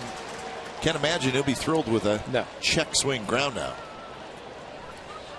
Tommy Malone has done a very good job with Nick Swisher again, who's always a tough at bat. Runners in scoring position, as was the case his last at bat when he struck out, leaving a runner at second after the stolen base by Stubbs. But if you're able to throw the effective changeup, sneaky fastball, then Tommy Malone can get away and get by with those pitches, and that's predominantly what he has done. And he needs to do it again with a tough lefty and Kipnis, who singled sharp to the left field in his last at bat.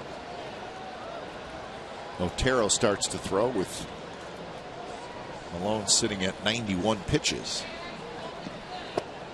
Slider down and away to Kipnis, who has struck out and singled. 4 hits for the Indians. The A's have 8 hits. Caspel way off the line at third. That was the area in which Kipnis shot the ball to left field in his previous at bat. And now it's 2-0.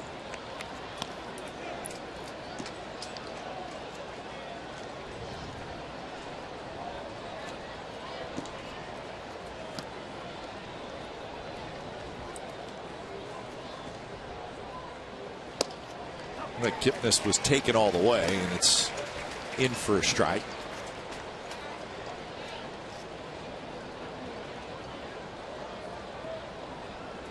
Kipnis is 3 for 10 in the series.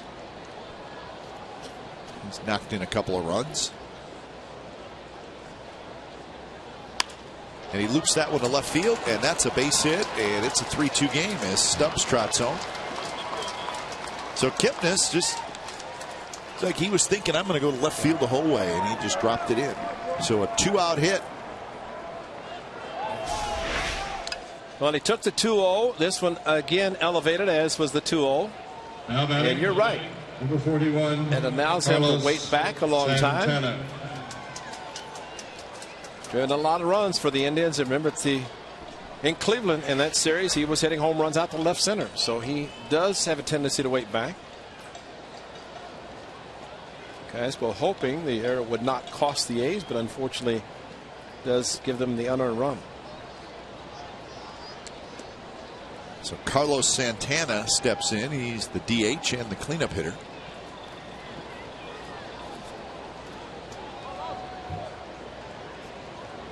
So Kipnis now with 72 RBIs on the year.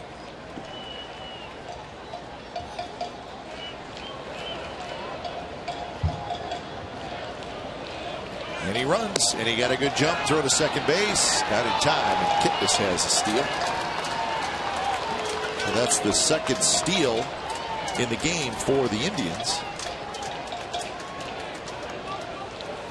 And again, that's 2 for 2 for the Indians, but neither time did Derek Norris have a chance. And we saw that when Tommy was up here before, where runners were running kind of at will, but it's usually the first move. I don't know if they're seeing something, but when they take off, they're either guessing correctly, taking the chance, and maybe even to the point of a throw to first, they'd be able to try to beat it to second.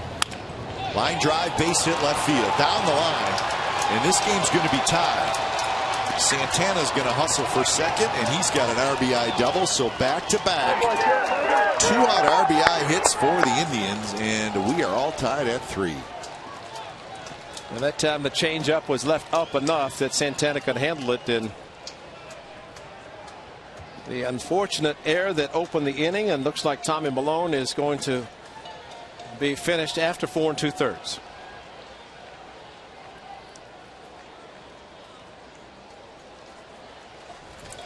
So when it's time for change, think Speedy Oil Change and Tune-Up, your oil change tune-up and smog experts.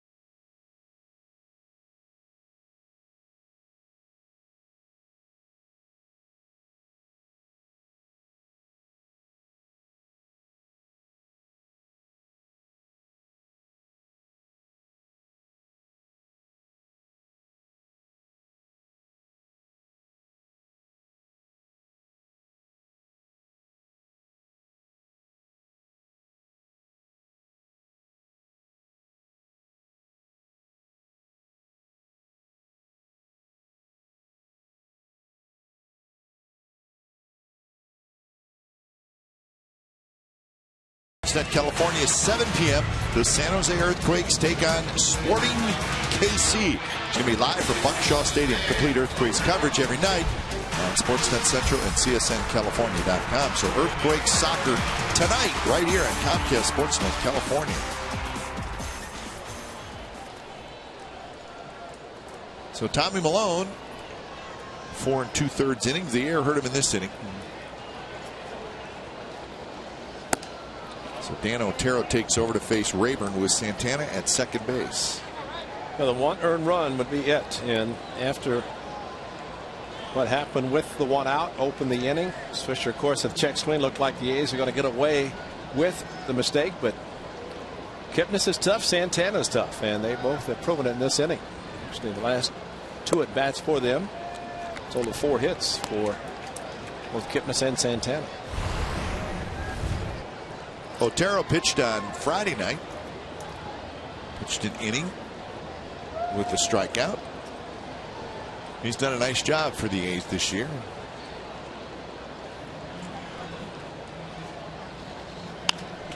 That one rolled slowly. Lowry spins the throw to first, and they get Ryan Rayburn. Side retired. 2 runs, couple hits, costly error. It's a 3-3 game as we go to the bottom of the 5th.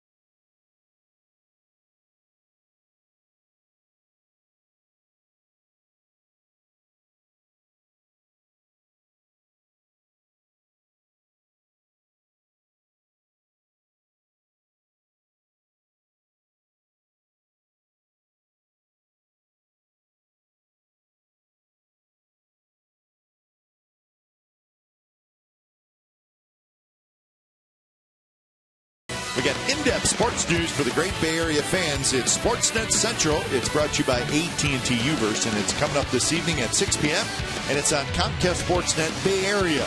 We'll have highlights from this A's-Indians game. The Raiders, are they protecting their new quarterback Matt Flynn and Matt Mayoki with the latest from Santa Clara and the 49ers. Brody Bazile will host.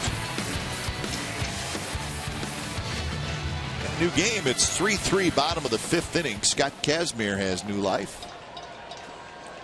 He has been wobbly today. He's have stranded 7 through 4 innings. They have 8 hits. Have to wonder with him also for Kazmir how many more innings he could pitch with his pitch count.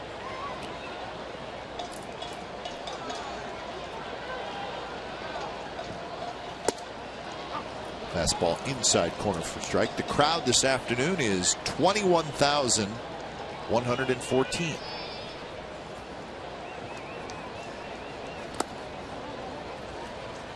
As we get into the mid-afternoon, starting to cool off just a little bit. Feels good. Occasionally we get a breeze coming in the booth. That's the old Tribes jersey. Indians on the front. Fryman chased it, and the count is 2-2. Well, he was committed, and normally you don't see Nate Fryman swing at a pitch where he has that type of a swing, but looking for it, maybe he got what the pitch was that he was looking for. Those 89 was the true good fastball.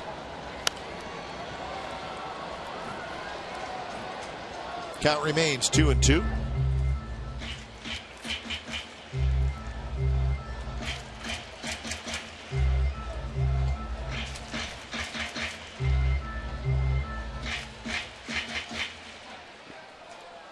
So the Mariners got just the 1 in that top of that 9th inning. So we'll keep you updated on the bottom of the 9th. Mariners 4, Rangers 3.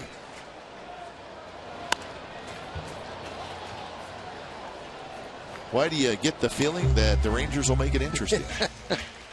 I know I say that a lot. Well, A's make it interesting in the late innings, and the Rangers are the same way. Well, remember in Arlington, the Mariners only have 24 outs to this point. The 3 biggest of the day they'll be trying to get right now. That one hit high in the air to shallow left. Brantley's coming in. And that's out, number 1. And I think the reality is most good teams, they'll thrill or get close to thrilling you late in the game. That's just kind of part of the deal. Well, the thing about the Rangers and the A's have seen whenever they have played them head-to-head, they have so many ways that they can score runs. They have the long ball possibility. They have the speed, stolen base possibility. And one of the recent sweeps and walk-offs, I think the 3 consecutive walk-offs against the Angels, they had a stolen base with 2 outs in the 9th inning. Yep. By Kinsler, and scored on that was the game in which Callaspo had been traded to the A's. They had another third baseman, and the ball got by him off the bat of Beltre, tied it, won it. 1-1 to Chris Young. RBI single and a strikeout for Young today.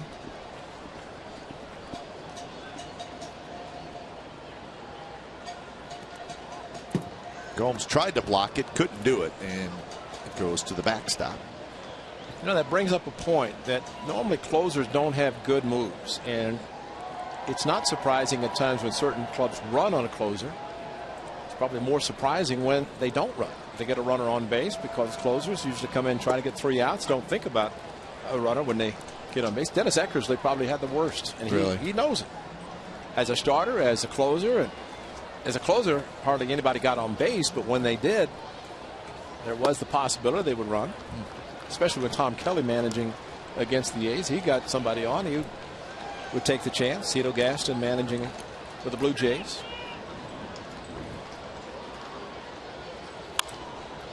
I'm always surprised when managers don't have guys run against closers. Closers are generally very good.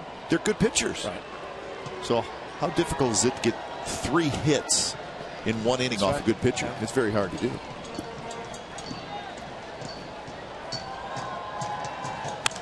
That one's drilled to left field. Going back is Brantley, and it is gone. Chris Young gives the A's the lead right back. It's 4-3.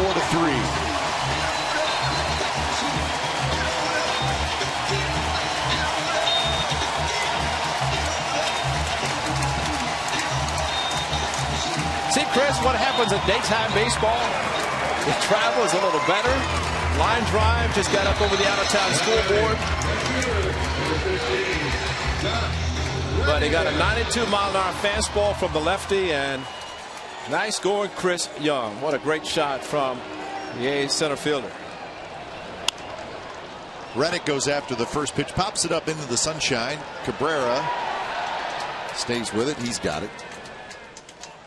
So that's out number 2 here in the bottom of the 5th. Watch this swing on a 92 fastball. He just got the top hand and just drilled it right there. And extension, he's running hard, not knowing if it's going to carry enough, and then able, about the time he gets to first base, to realize it's over the out-of-town scoreboard on a 3-2 fastball.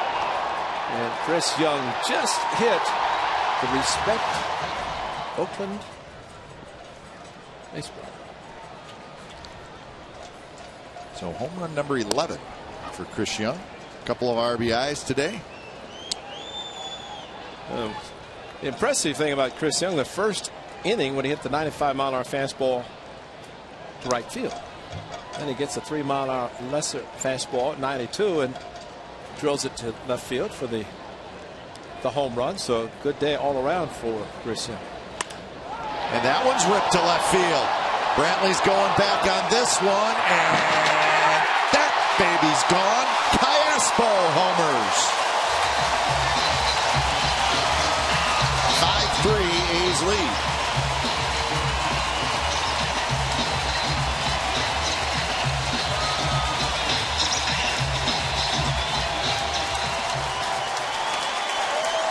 Six overall for the season, first for the Athletics. And Alberto Callaspo just tomahawked the ball against the Tribe. And what a great shot on a 94-mile-an-hour fastball. A little bit extra fastball, but Callaspo got around. Great effort by Brantley. He couldn't bring it down. And there's no Grossman. Just barely got it over, but he'll take it. Isn't it amazing, Kike, that in Toronto, the Straley game, first and third, a ball that Callaspo handles 99 out of 100 times, doesn't handle it. It's 1-1, drives in 2 runs in a 4-run ninth with a double. So makes an error, allows a couple of runs to score. At least the Indians scored, and comes right back, and 2 home runs in the inning. Close, but not quite for Brantley. So great comeback for the A's after the inning is tied. So the switch hitter batting right-handed. Nails a home run.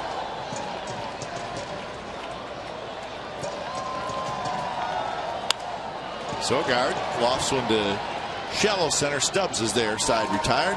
Young a home run, Callaspo a home run. So the A's grab the lead right back. After 5, it's the A's 5 and the Indians 3.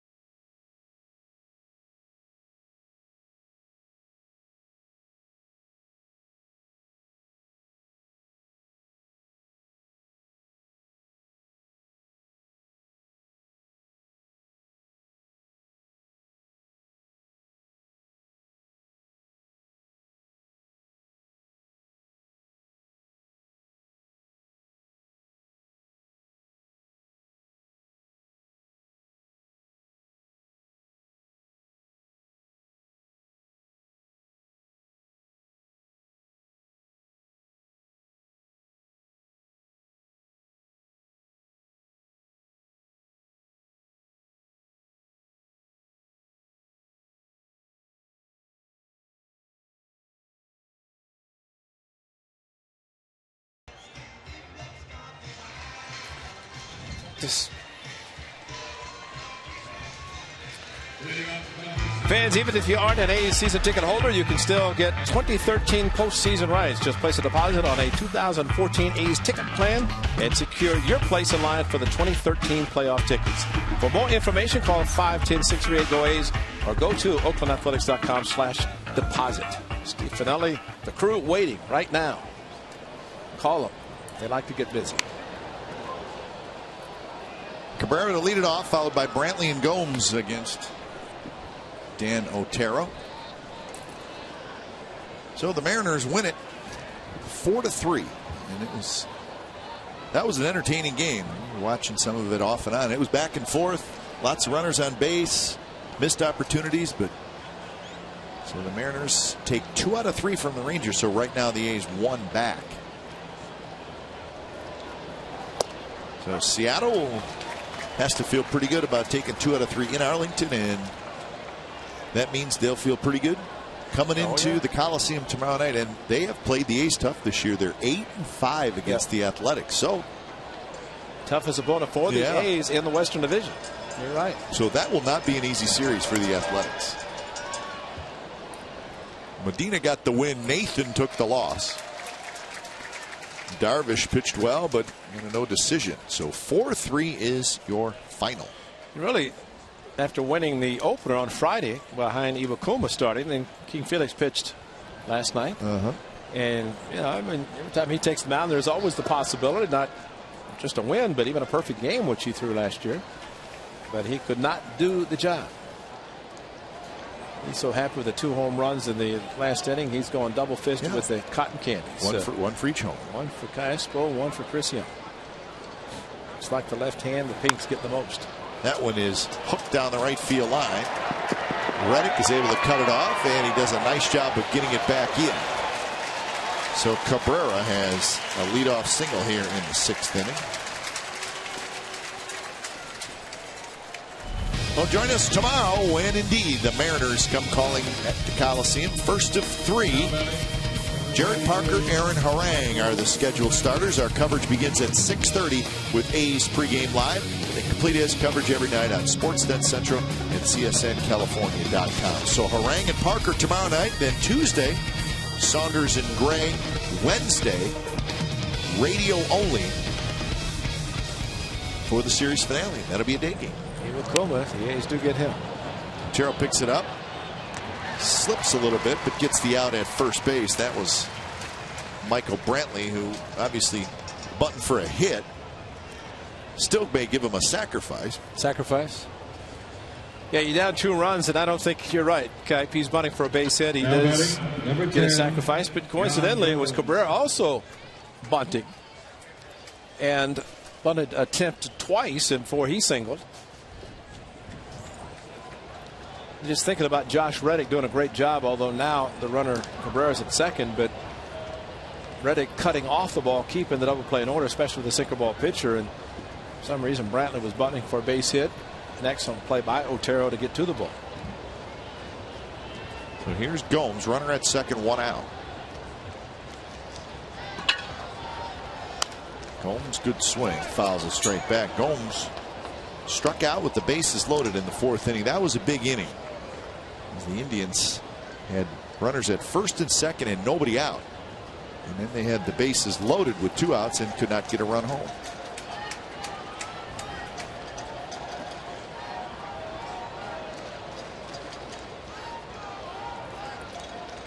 Aviles in the on-deck circle.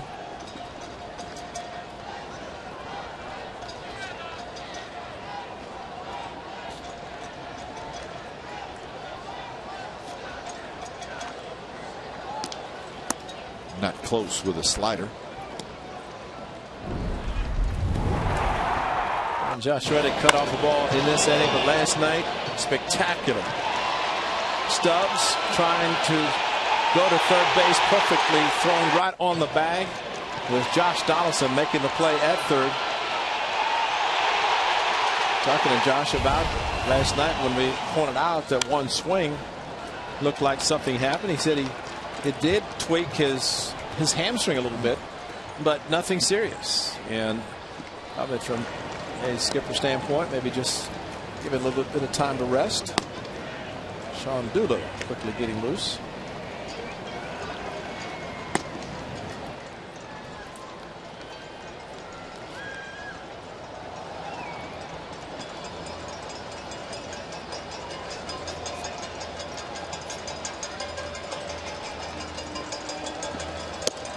Close pitch, 2-2.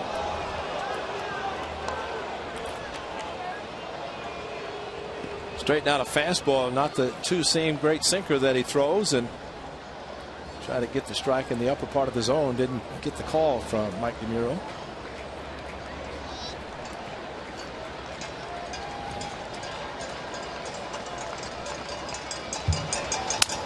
Broken bat slowly hit.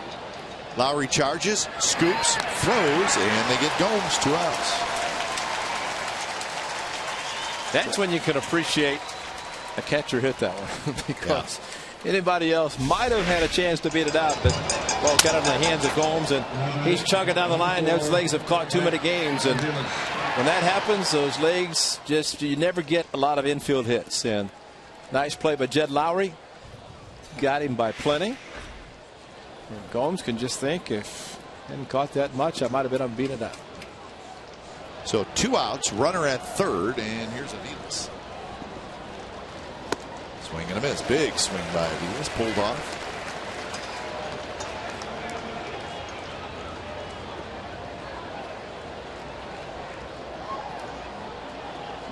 Doolittle is throwing in the A's bullpen. Drive to right. Reddick is there. Squares up. He's got it. Side retired. So a leadoff single by Cabrera, but the Indians do not get him home. Bottom of the 6th coming up.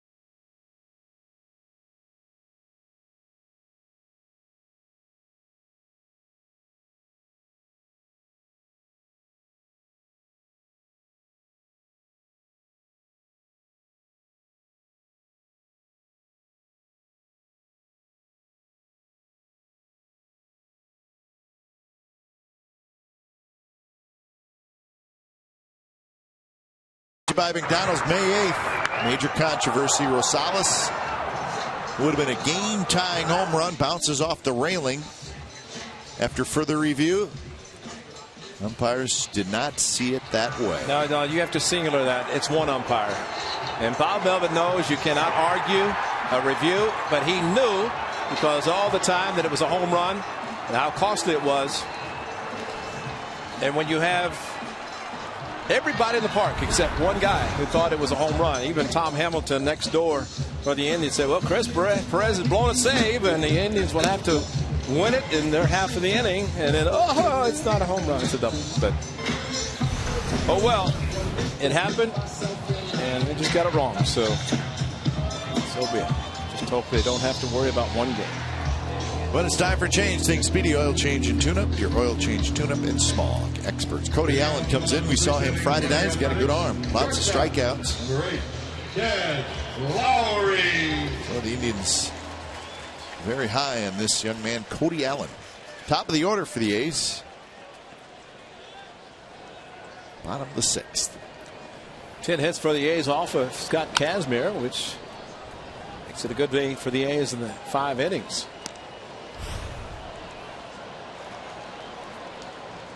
Casimir just really not sharp at all today. I mean, he was in the stretch a lot. He's got 5 runs off him and could have had more, no question. He's leaving a couple of runners on base each of the first 3 innings. It's a great point. Didn't happen, but at least they scored 5 of them, especially the 2 after the Indians had tied the game. 0-2 to Lowry, who has single, double, and fly to right. He scored twice.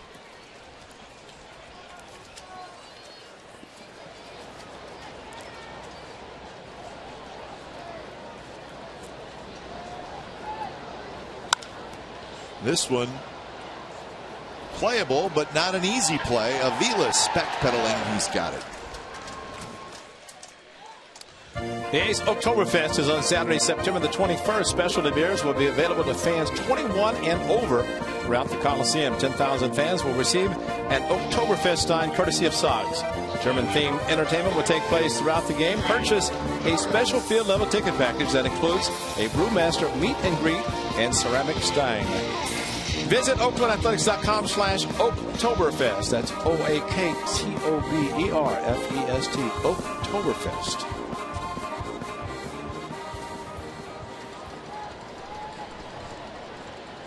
So with 1 out, Norris steps in. Norris has had a very nice game. Double, walk, and a single, and he has scored a run.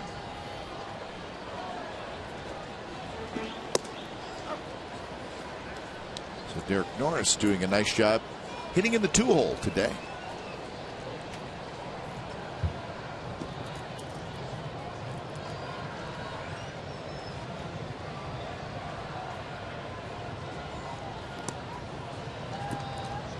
Possible that the A's could get Coco Chris back in the lineup tomorrow.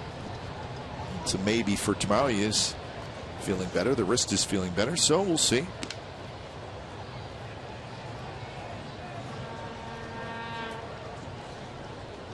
Sounds like Brett Anderson is going to make his next rehab appearance on Thursday.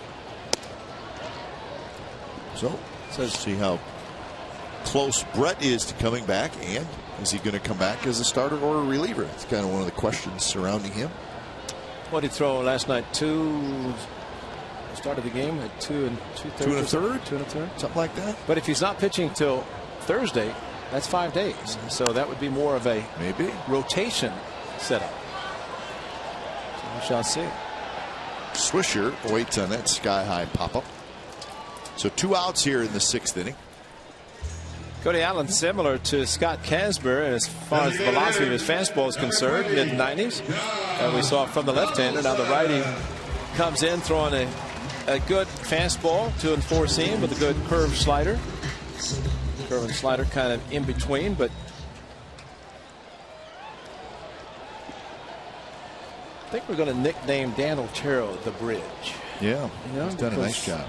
That 6th inning for several of the guys trying to get to one of the guys warming up now, and that is Sean Doolittle. Cook and Balfour usually at the back end of the bullpen, but need the bridge, and Dan Otero had a big out in the 5th and then got out of the 6th inning. 2-0 to Donaldson, hitting in the 3rd spot with a couple of RBIs today.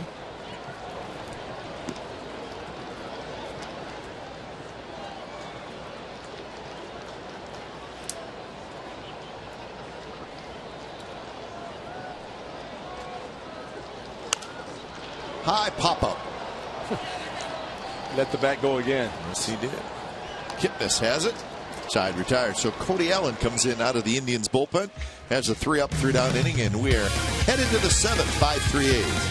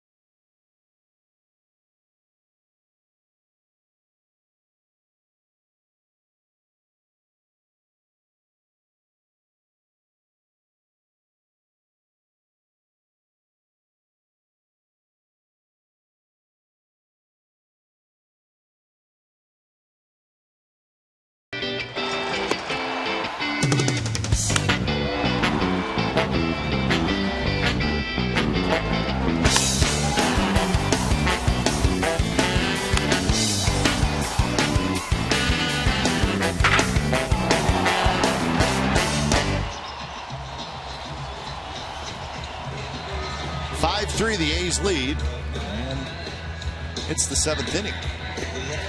So those 2 home runs, solo shots in the 5th, came right after the Indians had tied it. So the A's answered right back, and now they have the 2-run lead.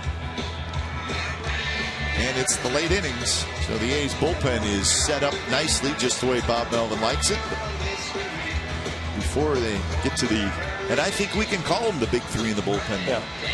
Dan Otero is going to face Stubbs. So after Stubbs, then you go switch left, switch. Yep.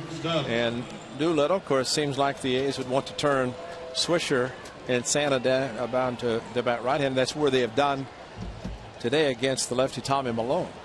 But it's always dictated by the numbers, the splits. But righty on righty, this is Stubbs leading off. Bourne not brought in. So Stubbs swings at the first pitch, and that is out number 1. Thank you very much. And with that, here's Bob Melvin. So Dan Otero does a terrific job. Call him anything.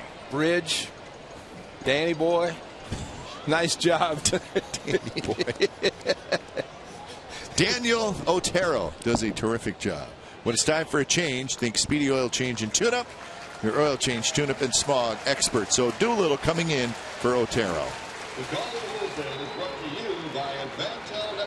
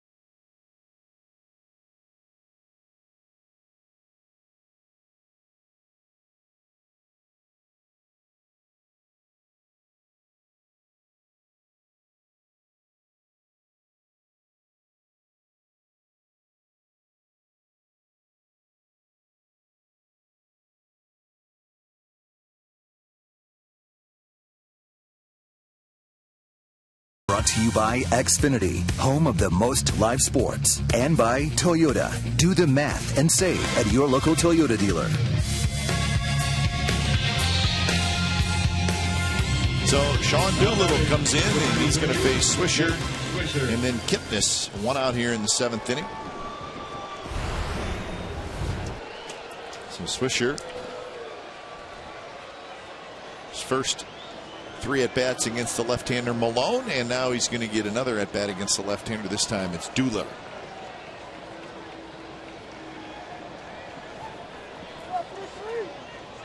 Doolittle's first pitch is foul back.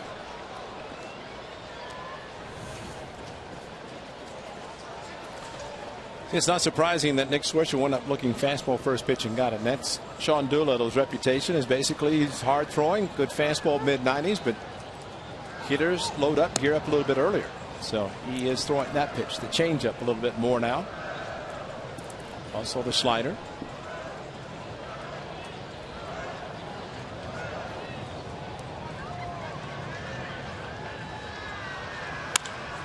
That one hit to left. It's hit pretty well. Cespedes hustling back, and it's off the wall. He picks it up. He fires it back in, and Swisher's out by a whole bunch. Wow.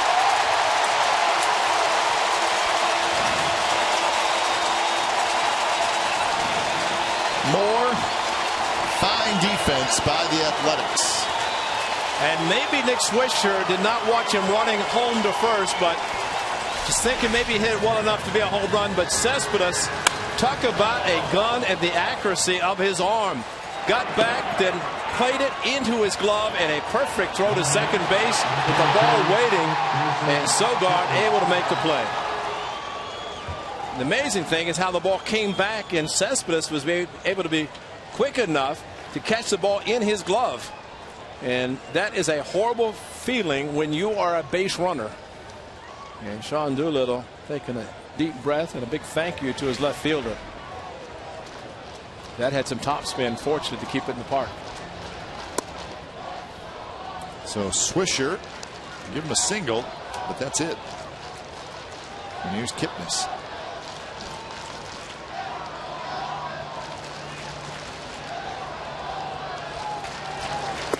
Kipnis. Did he hold up? Feel it. It's too late. Yep. You're right. Got to do it immediately. That's exactly right. The longer you wait, you're not going to get the call. That's right. Because at that point, the third base umpire says, well, I'm not going to show up the home plate umpire. Hurry. Indeed, Doolittle is hustling, and he grabs the high throw, steps on the backside, retired. 7th inning stretch coming up from the Coliseum. Ace 5, Indians 3.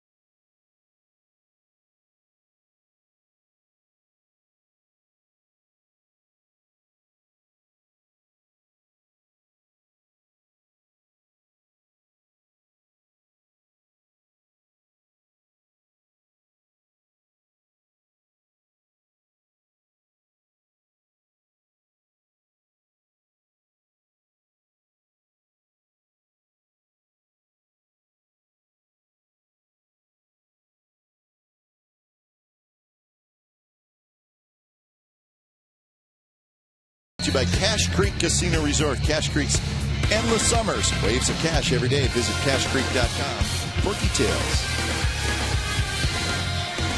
That is the Alameda County Courthouse. Never been there. Don't want to go. Don't want to go there unless I'm just driving by to visit. I've driven by. Yeah, it's a nice place to drive by and just say, "Wow, that's a beautiful building." You've never had someone pick you up there? No. Okay, no, good. No, that's good. I want to keep it that way. Can't see how that could happen. Fine, outstanding citizen that you are, right? But if you ever did get in trouble, you could call me, and I'll come pick you up. I don't think I'll have to do that, though. Good. I don't want to depend on you picking me up because you may say, who?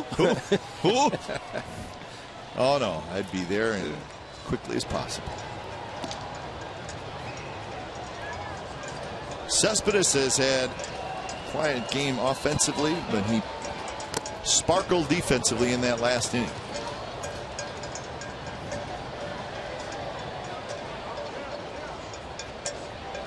Couple of strikeouts and a fly ball to right field for Cespedes.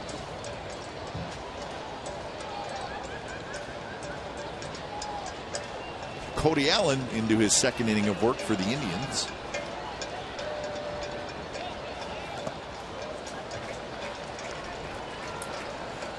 But the key in this play, watch how the ball comes back. Anytime an outfielder gets it close to the wall, but it came back and Cespedes was able to catch it with his glove and then realized Nick Swisher was going for 2 and a perfect throw to second, just like last night that Reddick threw to third base to get Stubbs. And Nick Swisher, it's one of those you just can't believe, and does a stand up. Well, it's an acrobatic. That's pretty good.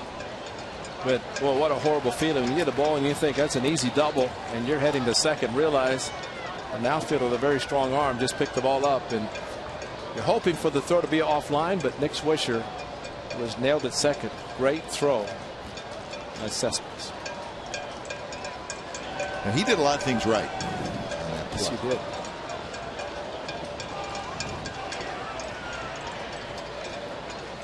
Two pitch to Cespedes. He bounces that one towards second. That's out number 1. The thing, Ray, something that I noticed, watch how he has his momentum going towards second base before he throws it. Exactly. Now he doesn't see, look, see, he has already taken kind of a half a crow hop towards second. That makes a huge difference. It makes a huge difference, and almost to the point that as he catches the ball, he's turning around to see, knowing pretty good chance that Swisher's going to be going to second, so he didn't rush it, took the crow hop like you said, making sure he had the 4-seam grip. And unless you're a pitcher, you want every grip to be a 4-seam, which makes the ball straight. You don't want a lot of movement. They saw Gallispo trying to rotate the ball to get the 4-seam grip. It didn't work for him, but it did for Cespedes. How about that 7th outfield assist? And it's reminiscent a little bit of that relay throw that Kipnis did not make. That's right. On Friday night, which was a huge play. It was the go-ahead run. It ended up being the deciding run. And I think if you think about it, that was a relay throw. It wasn't the ball coming off the wall, but the throw was low, and he had to concentrate on going down to catch it. If the throw is up by his head, he can do that crow hop and get going. And you know what? He probably makes a good throw to the plate. And never did find out if he just didn't have a great grip on the baseball. But you're right, because you'll see infielders as they're taking a relay throw, they'll turn sideways, catch the ball, so they're already half turned towards the plate. They don't have their back to the plate, then turn around.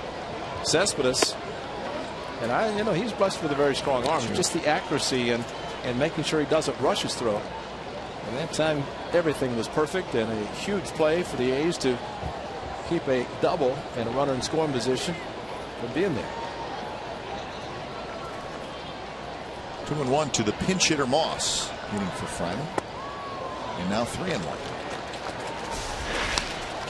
The crow hop, that gets your momentum, that gets everything working for you. It's not flat-footed, and boom, boom, and then airs it out. And Sogard, he's got his back turned. He knows Swisher's coming. And once he caught the ball, he just put the glove in front of the bag, figured it's going to slide into it. Good swing there by Moss.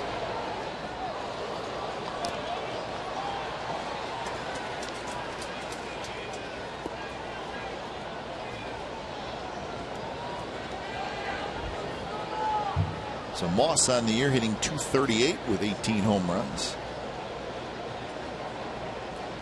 He's 1 for 11 as a pinch hitter.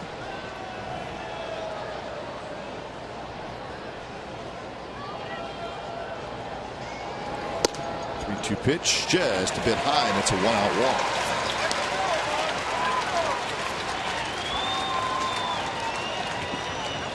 With the righty Brandon Moss pinch hits, he'll stay in to play first base. So while Nate Fryman has done a good job at first, you have a little bit of a better fielding first baseman with Moss. Center fielder, number 25, Chris Young. So here's Young.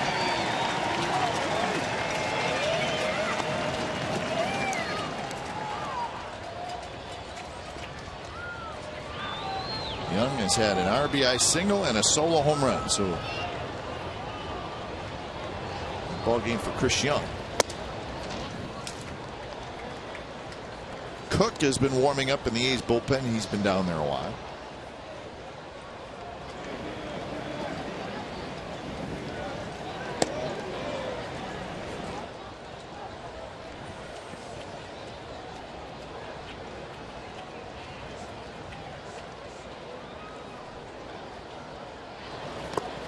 Slider swing and a miss. Tigers beat the Royals today 6-3. We mentioned that score earlier.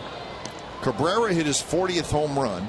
He had 3 RBIs. His season numbers this year. This is Miguel Cabrera, of course. 360, 40 homers, 120 RBIs. Not too shabby. On August the 18th. What a great season, but he still has 40 games to go. Unbelievable.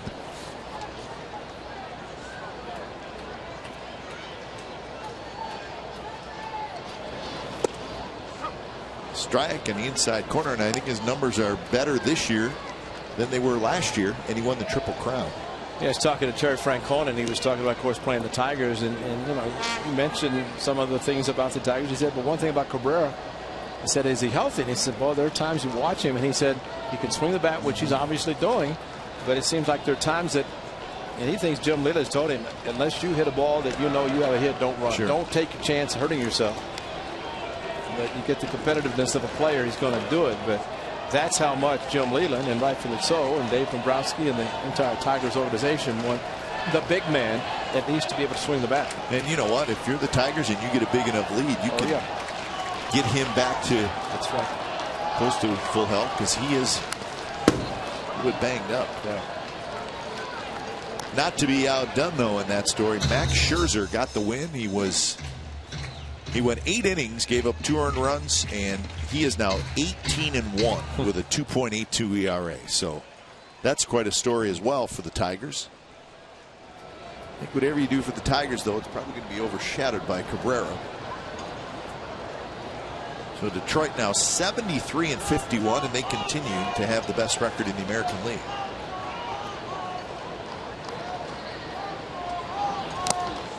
Foul tip, and Young strikes out. So that's the second out here in the 7th inning, and Terry Francona skips out of the dugout. And with Reddick, the left-handed hitter, coming up, looks like Sepchinski's coming in.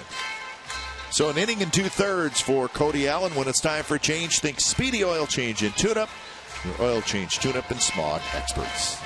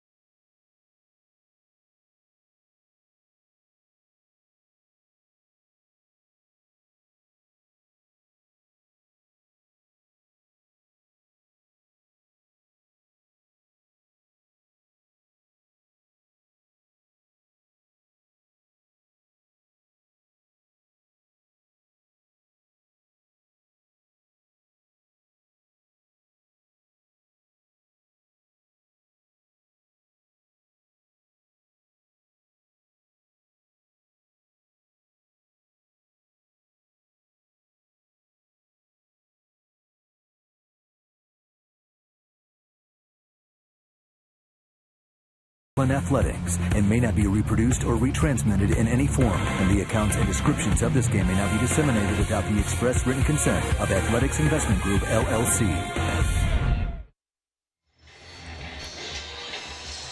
So Reddick's going to hit off Mark Sepchinski, lefty on lefty here in the bottom of the 7th inning.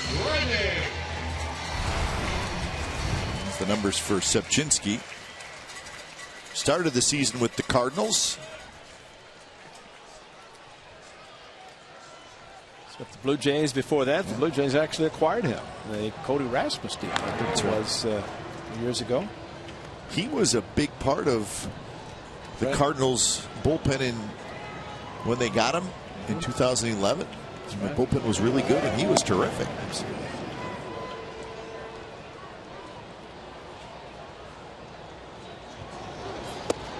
Struggled some last year, Zebczynski.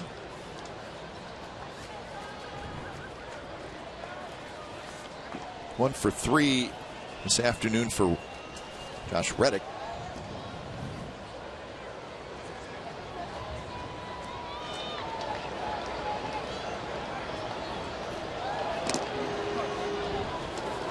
The Rays beat the Blue Jays today 2-1 in 10 innings. It was a walk-off home run by Jose Lobaton.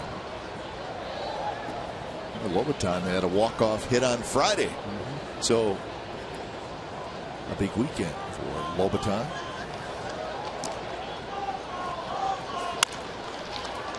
Grounded right side to Kipnis. Side retired. Runner left, 8th inning coming up from the Coliseum. It's the A's 5 and the Indians 3.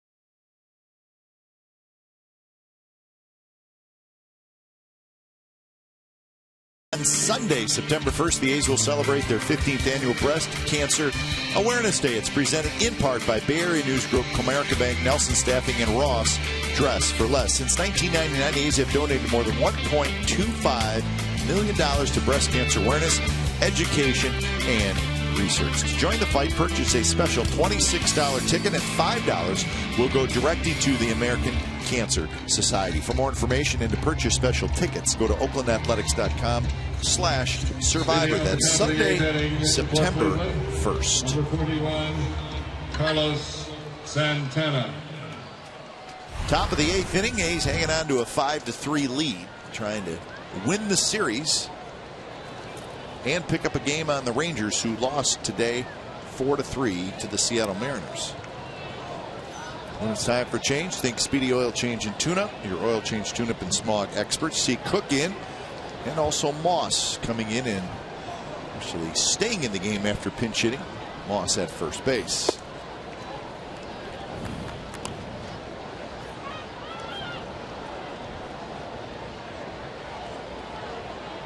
Michael Bourne has come out into the on-deck circle, so he's going to hit for Rayburn.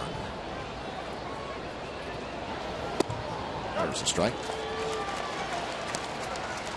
Can never forget what Doolittle, Cook, and Balfour did down the stretch last year. The final homestand and pitching consecutive days, something they'd never done.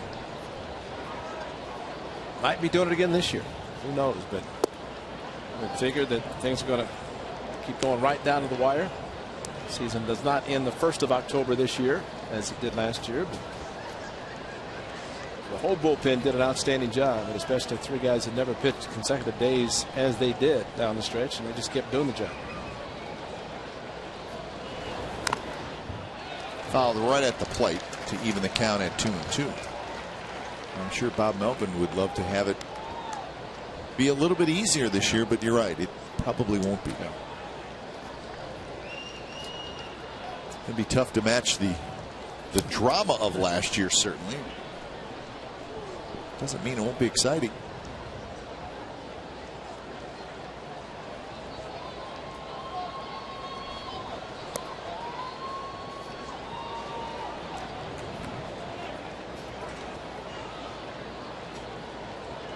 So 2-2 the count to Carlos Santana.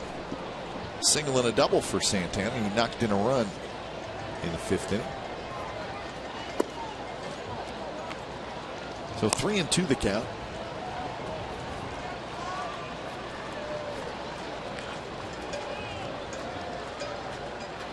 Bourne to follow, and then as Asdrubal Cabrera, another switch hitter.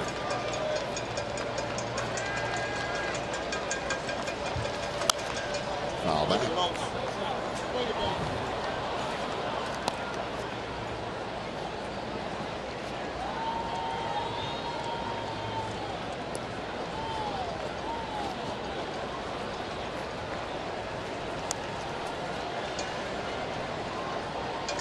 Cook pitched on Friday night.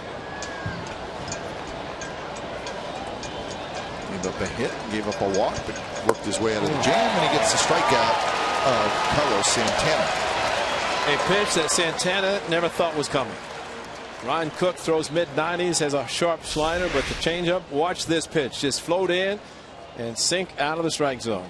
Two-seamer, changeup, whatever it was, it just dropped out of sight, and the aggressive Santana couldn't make contact. Batting for Rayburn, number 24, Michael Bourne. So with one out, Bourne steps in to pinch hit for Rayburn. First pitch outside. Callaspo in on the grass. Bourne likes to bunt. Astros leading the Angels 7-5, bottom of the 9th inning. So Houston trying to take 2 out of 3 from the Angels. The Orioles won today 7-2 over the Rockies. Orioles are the closest team to the A's in those wild card standings. Chris Davis, another home run. He had 4 hits. One of them his 45th home run of the year. Good pitch. So we talk about Cabrera's numbers. Chris Davis has 45 home runs and 115 RBIs and a .306 average.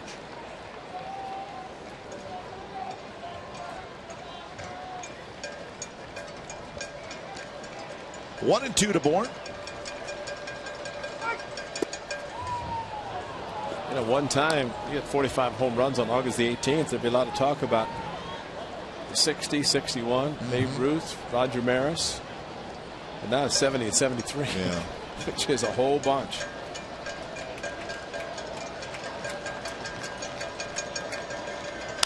Bourne shoots it foul. And also, some people think 73 is the record. Some people don't think it's the record. So that comes into play as well.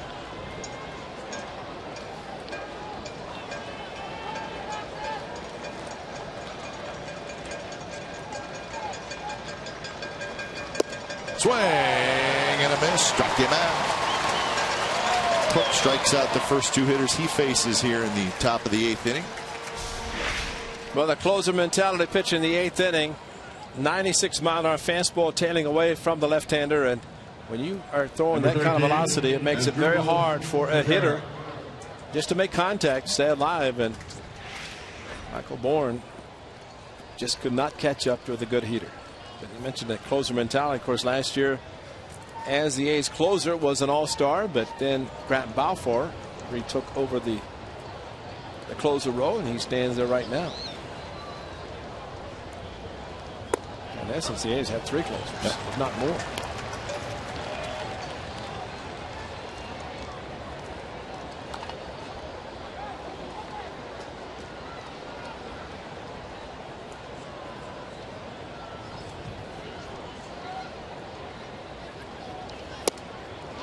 That one just a bit low. 1-1 the count.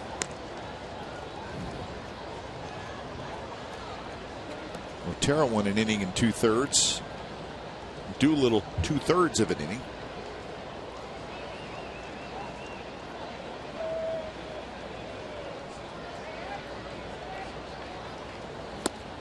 And a good off-speed pitch, and Cabrera way out in front. Not a good swing by Cabrera. Well, the slider, and again, so many different pitches that Cook is able to throw, and there is a big one down and in. Took just enough off the pitch, but still very sharply breaking.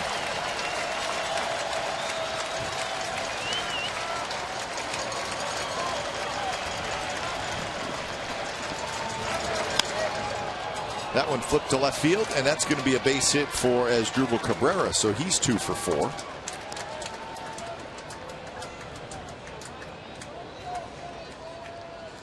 And Michael Brantley will now hit. Trying to go in. Fastball stayed down the middle of the plate, and it was a four-seamer. And then the movement on the pitches by Cook, and that one was straight.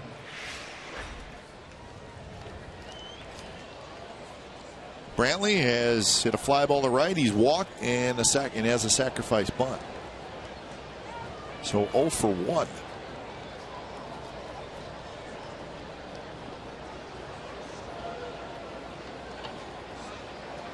First pitch to Brantley is outside.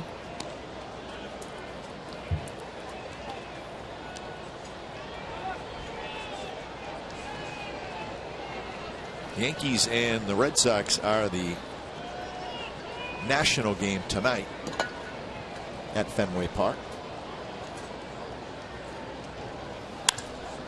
Line drive towards center. Young hustling back, and he reaches up, and he caught it. Wow. Oh, my. Another very fine defensive play by the Athletics.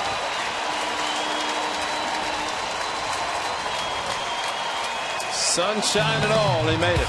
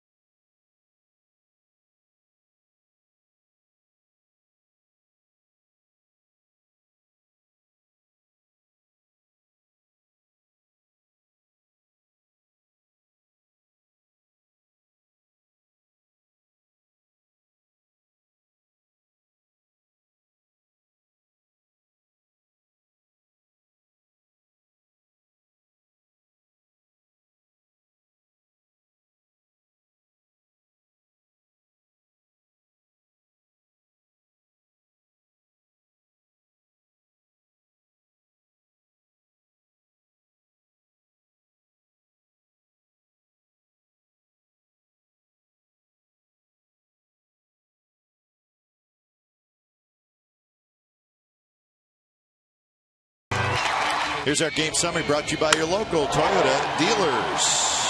He's got a couple runs in the very first inning. Indians would come back in the second. Rayburn with a solo home run, so it was a 2-1 game. And then the Indians tied the game in the fifth. A couple of runs with the A's.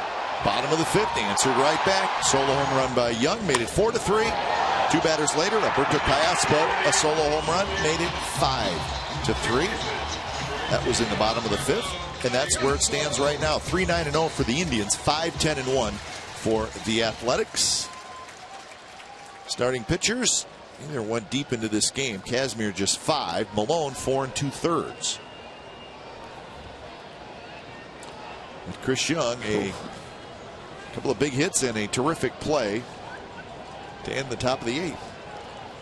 If he doesn't make the play, it's at least 2, maybe 3, and who knows, with his momentum and the ball, who knows what would have done off the wall. Might have been the inside part, but Tremendous play by Chris Young again.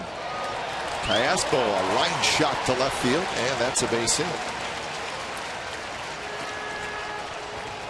Well, straightaway center field, always tough for a center fielder. But Chris Young running back, he reaches up and catches the ball. And again, if he doesn't, let's say the ball goes over his head, his momentum almost fell down anyway, but able to hang on, catch the ball. Definitely would have been a run batted in, but considering the sun and the extent, the leap, yeah, this pitcher is getting a lot of excitement. We saw Jesse Chavez last night and Ryan Cook, Sean Doolittle today.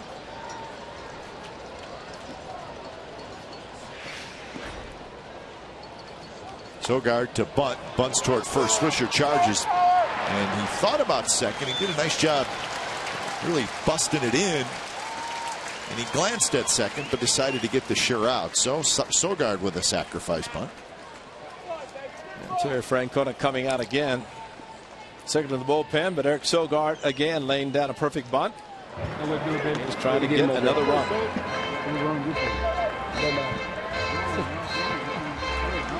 All right, it's a good-looking kid right there.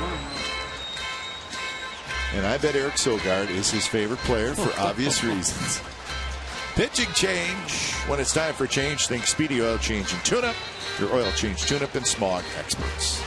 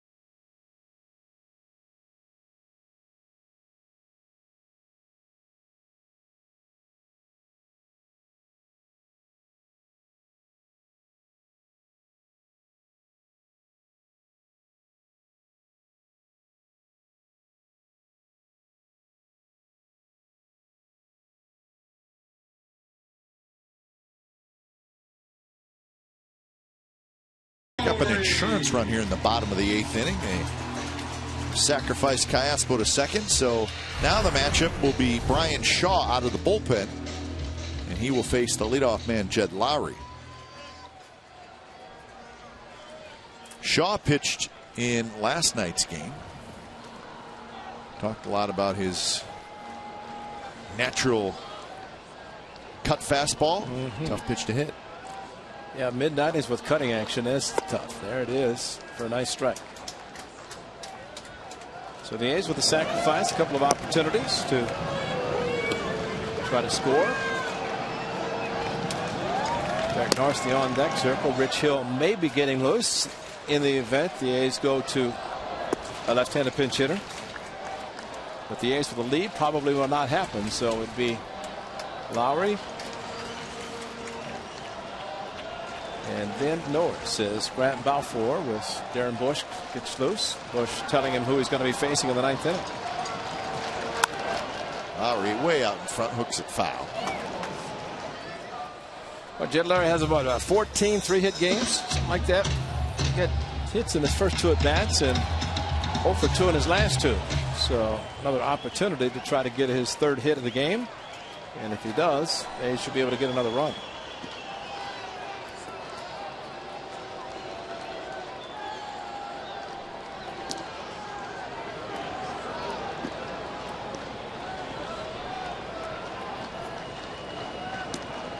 Lowry is 2 for 4.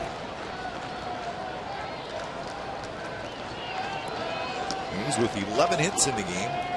They've out-hit the Indians 11-9.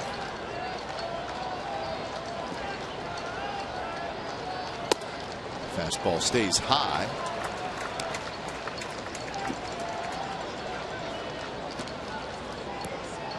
The Astros beat the Angels 7-5.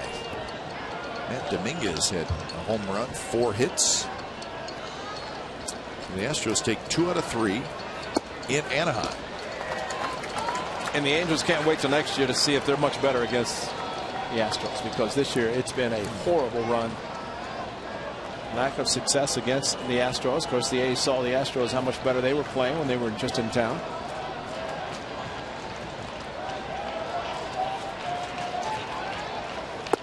Swing and a miss by Lowry.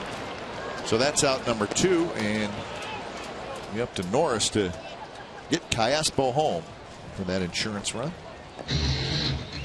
Now batting, the catcher, number 36, Derek. Well, a good fastball, but not much movement as far as the cut fastball. This one just to the outside corner. Fastball perfectly thrown.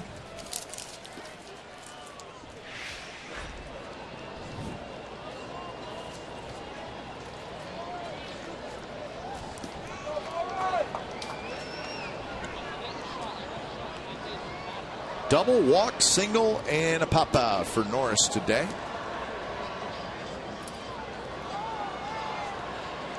Outfield straight away. And the first pitch is down and away. Everything is finished around Major League Baseball.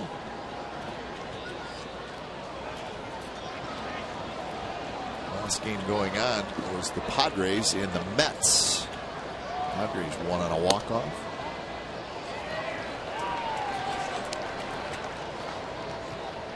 Things tight in that National League Central, and we have seen those teams this year. Pirates lost today. Cardinals win. Reds win. So the Cardinals got just 1 back at Pittsburgh. Cincinnati 2.5 back.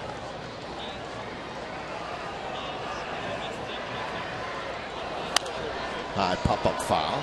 And kind of for the Pirates, the way the Cardinals and Reds are playing, those 2 teams are in the top of the wild card. Yeah, exactly. And you know, it could be a tough road for the Pirates, although if they do drop off from the division, they still probably would have one of the top records for the wild card. But what a difference it would be, as the A's know last year when they won the division versus having to play a 1-game play-in as a wild card.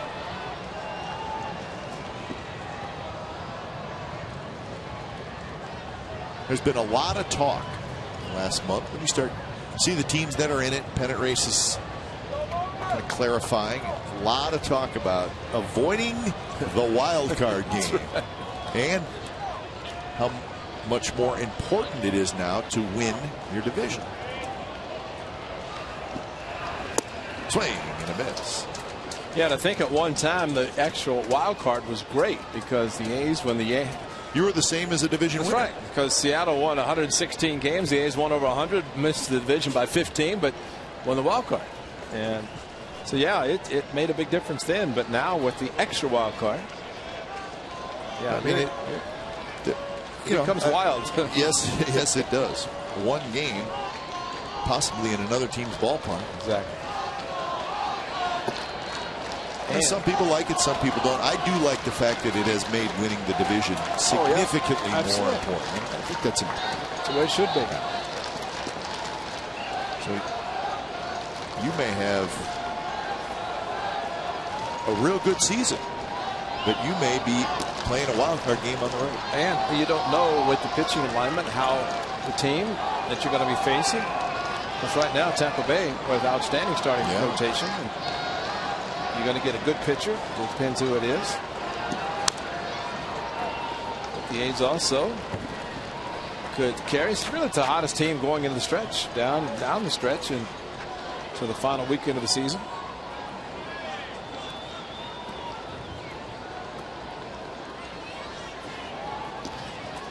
Well, Reddick Friday, Cespedes this afternoon, and Chris Young this afternoon. Defensive play, Sogard last night. I mean, that's pitching and defense had to win a lot of games, and today so far it's helped them to have a 2-run lead at least into the 9th inning. Another 3-2, and it's bounced towards short. Nice big hop for Cabrera.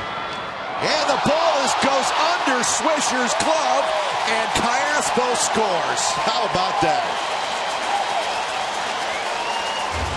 Swisher, he just missed it.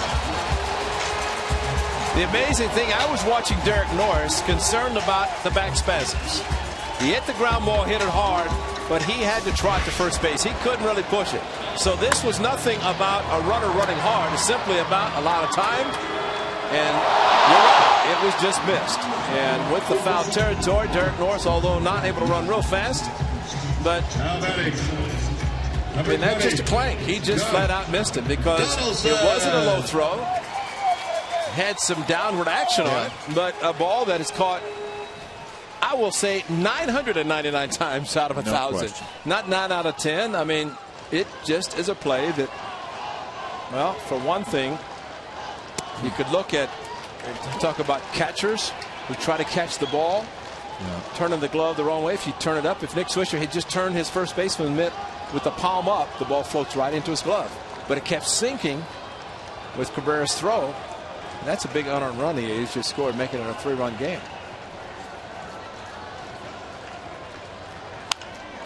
And they're going to get another run, I think. Norris digging around third. Bourne's throw to the plate is cut off, and Norris is able to get in. He wasn't running 100%. I would say he was running carefully, but he got in. And it's now 7-3. And very quickly, Jared Blevins gets loose. So whereas the Indians, because of an error, scored 2 unearned runs, the A's have just scored 2 unearned runs on this, with Josh Donaldson with a hanging slider from Shaw. Wasn't hit that hard. Great English on it. And you'd like to see an infielder dive for a ball, especially with a runner at second. And Derek Norris just running very, very slowly until right at the end picked it up.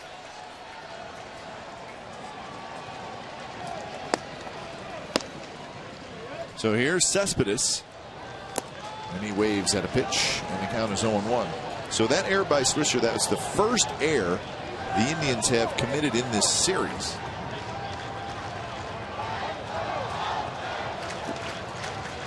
But sometimes you can make defensive mistakes, and they don't necessarily show up as an error. And I think we've seen that a couple times from the Indians in this series. Whereas the A's have made a couple errors on the score sheet, but they've also made a whole bunch of terrific plays.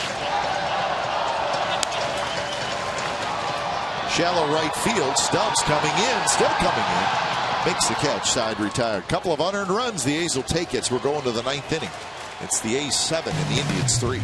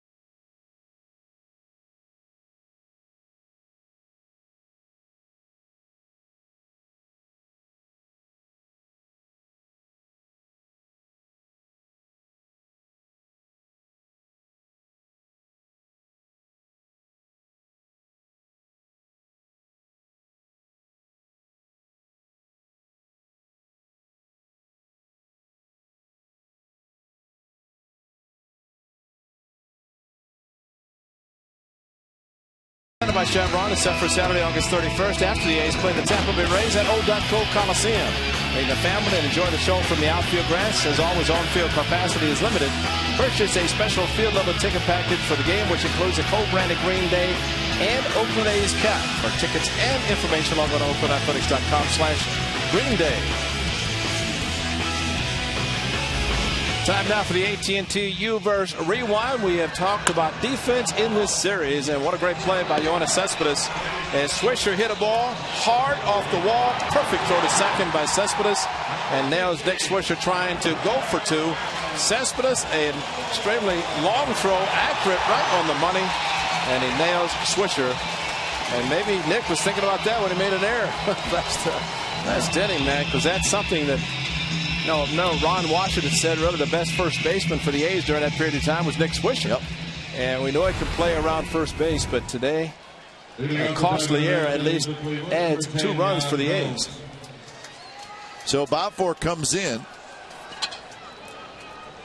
It would have been a save situation if Swisher would have caught that baseball, but it ended up being a couple of insurance runs for the A's. So not a save situation for Balfour, but in there nonetheless.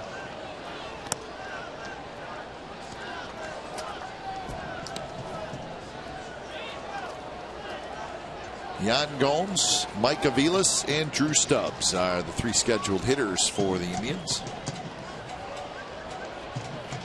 Balfour got the save on Friday night. He had to work hard for it. That was the save. Cabrera lined into the double play to end the game. You know, this situation obviously not a save opportunity for Grant Balfour, but he was heating up to come in to protect a 2-run lead. When the A's scored the 1, Jerry Blevins hurriedly got up, but here's a case where Balfour is loose. And granted, it's 4 versus a 3-run lead. What's the difference? He's loose, and maybe Jerry Blevins wasn't. He comes in. And that man's trying to get a W, trying to get a win, especially in the final game of the series, knowing the Rangers have already lost. And Balfour's loose. Bring him in. Just trying to get the win. I don't think individual stats are cared for by anybody when it comes this time of the year. Good pitch there on the inside corner. Yan Gomes heads back to the dugout with an 0 for 4. Well, I talk about a perfect fastball inside corner. Derek Norris did not have to move his mitt.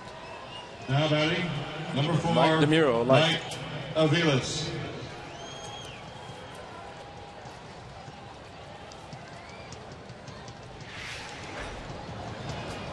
So here's Mike Aviles, the 9th place hitter.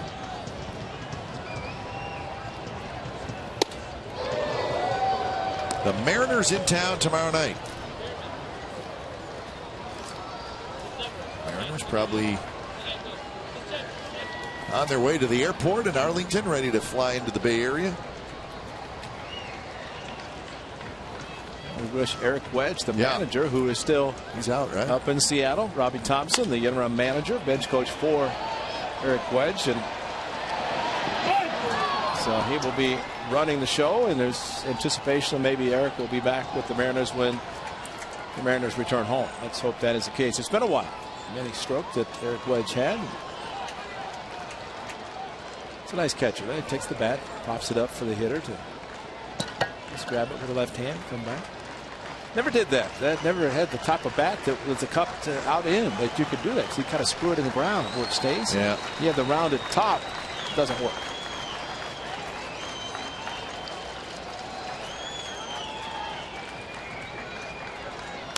Foul straight back. Yeah, make him bend over and get his bat right. Yeah. Make him a little more to kick the bat away a little further. Yep, exactly. Throw it over to the dugout. That's right. Go get your bat. It's broken. You get a new one. Whatever works.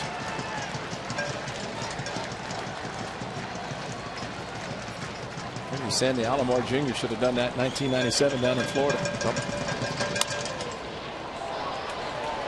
Chris Young trots in, and Chris Young has it, and that is out number 2.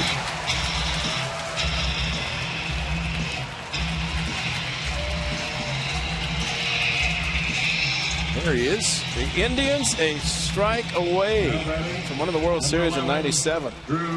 Sandy Alomar Jr. watched Jose Mesa give it up, and I asked Sandy about that, and he said, man, nightmare after nightmare, a terrible winter.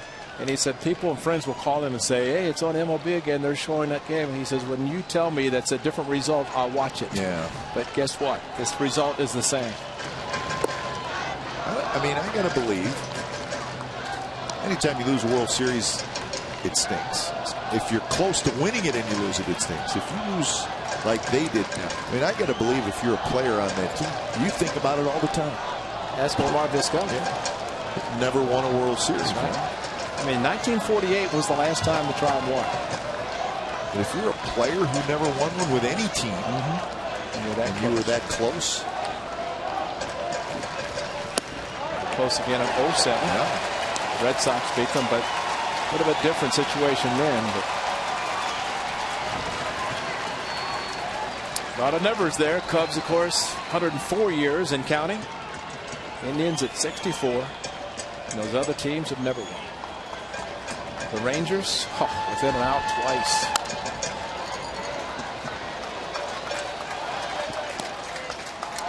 But the A's in Oakland have 4.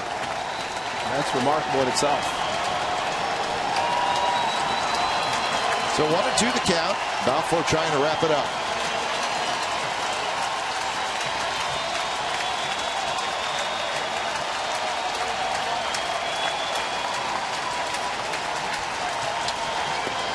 Fastball is low to Stubbs. Stubbs is 0 for 4. But he's been on base a couple times. Reached on a fielder's choice and reached on an error.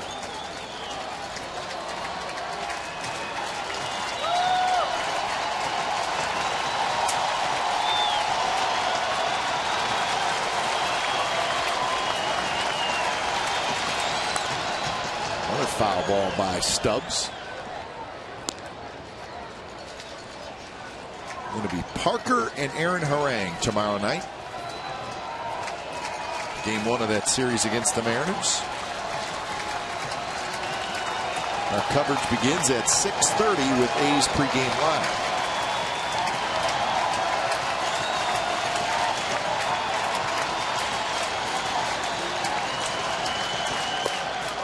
Big a take by Stubbs.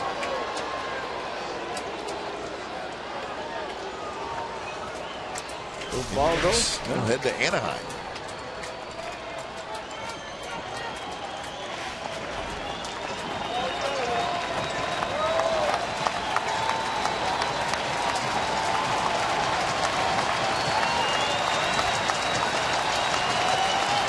Payoff pitch, and that is strike 3 called, and that's the ball game. So Balfour comes in, has a 3-up, 3-down 9th inning. And the A's win today, and they take the series 2-1 over the Cleveland Indians. Final score this afternoon in front of 21,114. It's the Oakland A's 7 and the Cleveland Indians 3. You've been watching Oakland A's baseball on Comcast Sportsnet California. Don't go away. A's postgame live with Henry Wolford and Vic Roberts starts right now.